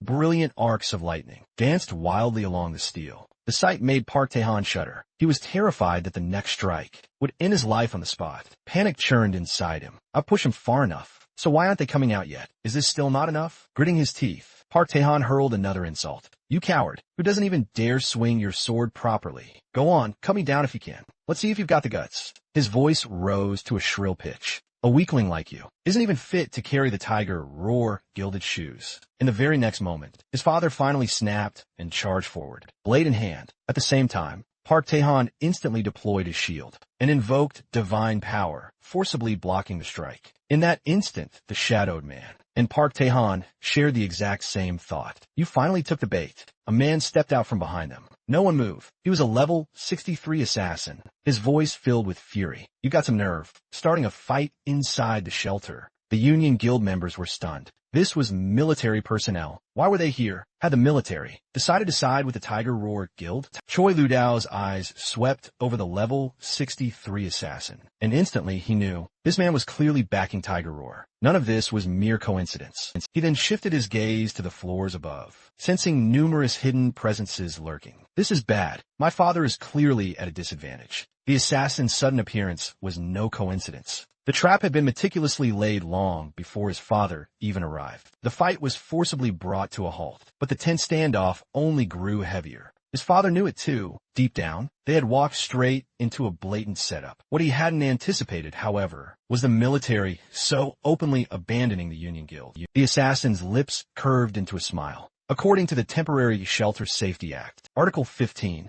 dueling within the shelter is strictly prohibited. Violators face detention of 15 days, or, in severe cases, execution. Will you comply? His father finally saw the plan crystal clear. Provoke him first, then arrest him the moment he retaliated. A perfectly calculated, insidious trap. The calm confidence etched onto the assassin's face was deeply unsettling. Did he truly not fear exposure for such blatant corruption? His father knew one stark truth. If arrested, he might never walk free again. He absolutely cannot be taken in. Otherwise, Tiger Roar would seize everything, territory, assets, even his own family. Why would the military go to such extreme lengths? Was there an internal power struggle at play? Whatever the truth, his father knew better than to admit any guilt. He laughed loudly. You must be mistaken. There was no fight between us. Without evidence, I won't admit to any crime. Don't you agree, officer? The officer chuckled. Evidence? See that sword mark on the wall? You made it yourself. Isn't that proof enough? His father played dumb. You must be joking. I was just testing the building's structural integrity. If it's unsafe, repairs are necessary. The officer took a step closer. You still don't get it, do you? This place answers to me. If I say it's evidence, then it is. Report me if you want. Suddenly, over 100 hunters swarmed out. Guns raised the moment he stepped in. You've lost. Surrender, or I'll give the order to fire. His father felt the grave danger instantly. He might survive, but his men were doomed. Furious shouts erupted behind him. Fight to the death. But his father remained grim. This was a deadlock caused by military interference. He raised his hand, urging calm. Everyone was already within firing range. The level 63 assassin chuckled. Are you really going to gamble? That your brother's lives against mine? I don't mind playing high stakes, but can you afford the price? Click. His father's blade snapped free of its sheath, igniting the tension in an instant. A full-scale clash was seconds away. Even so, facing a level 63 assassin, his father clearly felt the pressure. His gaze shifted sharply to Park Tae-han. Take him hostage, and this situation might still be salvaged. Decision made, his father struck without hesitation. Both the assassin and Park Tae-han straightened, eyes lighting up, so he's finally making a move. Park Tae-han immediately activated sword shield defense. As an agent, he couldn't afford to be the weakest link. His defensive skill differed from other classes. It analyzed incoming attacks in far greater detail. At this distance, he was confident he could block the strike. Sword shield defense could only guard against bladed attacks. But precisely because of that, it allowed him to perform far beyond his actual level. When facing a sword wielder, Aiden had tested it before. This shield had once blocked a level 69 warrior's full power blow. A level 65 warrior like his father didn't scare him at all. He was already picturing the blade shattering. The moment it hit his shield, Park Tae-han roared, if you got the guts, break this shield. At the same time, military personnel pressed in on his father. Will you surrender quietly, or drag all your companions into a cell with you? His father's expression darkened, a storm brewing. This was the pivotal moment, the ultimate choice. Behind him, Han Tai-shan urged him in a low voice. No matter what, he absolutely must not surrender. Even death was preferable to kneeling before them. His father was equally torn. He didn't want his brothers in arms to pay the ultimate price for his decision. His hand lingered on the hilt for a brief, agonizing moment. Then, he made his choice and handed the blade over. That single action was a clear, undeniable declaration. He was giving up the fight. Han Tai-shan's pupils shrank in disbelief. He never expected his leader to choose such a path. The military personnel, however, smiled in smug satisfaction. Seems you've made the wise decision, they sneered. Fury flashed across the Union Guild members' faces. Mocked so openly, how could they not be enraged? What no one realized, however, was that Han Tai-shan had already prepared himself to fight. There was a secret signal, known only between him and Shui Jin Han. Raising the sword meant preparation. Letting it go, however, meant the battle truly began. In the very next instant, a terrifying aura erupted from Han Tai-shan as mana surged violently through his entire body. No one else knew about this signal, which meant they would inevitably lower their guard, just long enough for a decisive, fatal strike. At that very moment, his father threw the blade straight to the ground. That was the true signal. The fight had begun. Park Tae-han froze, unable to comprehend why Choi Jun-in had let go of his weapon. But there was no time to think. Choi Jin-han charged straight at him, forcing Park Tae-dan to push his shield to maximum output. With that shield firmly in place, Park Tae-dan felt completely at ease. confident that it was enchanted, specifically to block sword strikes, something he believed no one could ever break. Then his father raised his hand once more, a phantom blade forming in midair. "If you're that confident your shield can stop me," he said calmly, "then let's put it to the test." Park Aiden wasn't panicking at all. This shield, it couldn't even be broken by a level 69 warrior. What made you think you stood a chance? At that moment, Han Tai-shan finally unleashed the mana he'd been holding back. Rubble from the ground slowly began to lift into the air. Under his control, the purpose was clear: to coat the blade with stone. They knew exactly how Park Tae-hyun's defense worked. A sword shield defense only blocked sword strikes. In the next instant, his father slashed forward. Park Tae-hyun's shield shattered on the spot. The impact felt like a hammer smashing into his body, sending his organs churning violently. So damn cunning. It wasn't a sword strike. It was a hammer blow. No sword shield could withstand that. His father didn't let up, clearly intending to finish him off. Just then, the assassin burst into laughter. "I know exactly what you're after." He spun around and slashed at his father with a dagger. "Now I can touch you, but you can't touch me. Lay a finger on me, and you're dead." But Han Tai-shan would never let that happen. He clenched his hand, launching instant, long-range support. A stone wall erupted from the ground, blocking the assassin's arm and stopping the blade cold. The assassin frowned. Those floating stones were severely restricting his movement. On the other side, Park Tae-hyun completely lost his composure. Seeing Choi-jin Han in full killing mode, he shouted orders for his men to open fire. Without mercy, the soldiers pulled their triggers relentlessly, bullets pouring out in a storm. At the same time, Han Tai-shan struck again. With 2 fingers raised, he shouted, "You think you can hurt my father in front of me?" Another stone wall rose instantly, cutting off Park Tae-hyun's retreat and blocking the incoming gunfire. Han Tai-shan had single-handedly created the perfect execution zone. For Shwai Yonhon, his father was overjoyed if he could capture Park Tae-hyun and use his very life as leverage, so everyone could safely retreat. Just as the father's hand was about to grasp Park Tae-dan, Park Tae-dan vanished like a shadow, and the father's hand met only air. The father was utterly shaken. It was the first time he'd ever witnessed such an eerie ability. The shadow wielder let out a harsh, grating laugh. "Your ally's stone prison trapped me within shadows. And the moment Park Tae-dan's shield shattered, I left a residual magic mark on him. That completed the condition to unlock an assassin's skill. Shadow Trace. If you don't quite get it, think of the yellow flashes. Flying Thunder God technique. Now that the hostage is gone, are you still not surrendering?" The officer grinned arrogantly, then waved a hand, ordering everyone to move in and seize the father. This was completely beyond the father's expectations, and this single misstep could push the situation to the brink of collapse. Yet Han Tai-shan looked downright terrified, staring fixedly in a certain direction, his eyes filled with confusion and disbelief. Why was that person here? Even the soldiers present were visibly shaken. The assassin failed to understand their reaction and snapped impatiently. "What's there to be shocked about? Move now." At that very moment, a low voice spoke from behind him. "You just said move." "Move against who?" "Against my father?" The killing intent in that voice was overwhelming. The assassin froze as shock surged through him. Someone had slipped behind him without a sound. He cast a quick glance at the newcomer, but he didn't know who it was. He could be certain of one thing. The person before him was an enemy. Then I'll have to use that move. With that, the assassin slowly reached toward the vial at his waist. Park Tae-dan saw the motion, and his voice trembled. "Tae, that's the lethal poison. Prepare to take down a level 90 boss. That item belonged to them. When did this officer steal it?" In the very next instant, the assassin unleashed all his strength and tore himself free simultaneously. Choi Yodeo's killing intent surged like a tide, a formidable power coiling around his body. The assassin moved at blinding speed,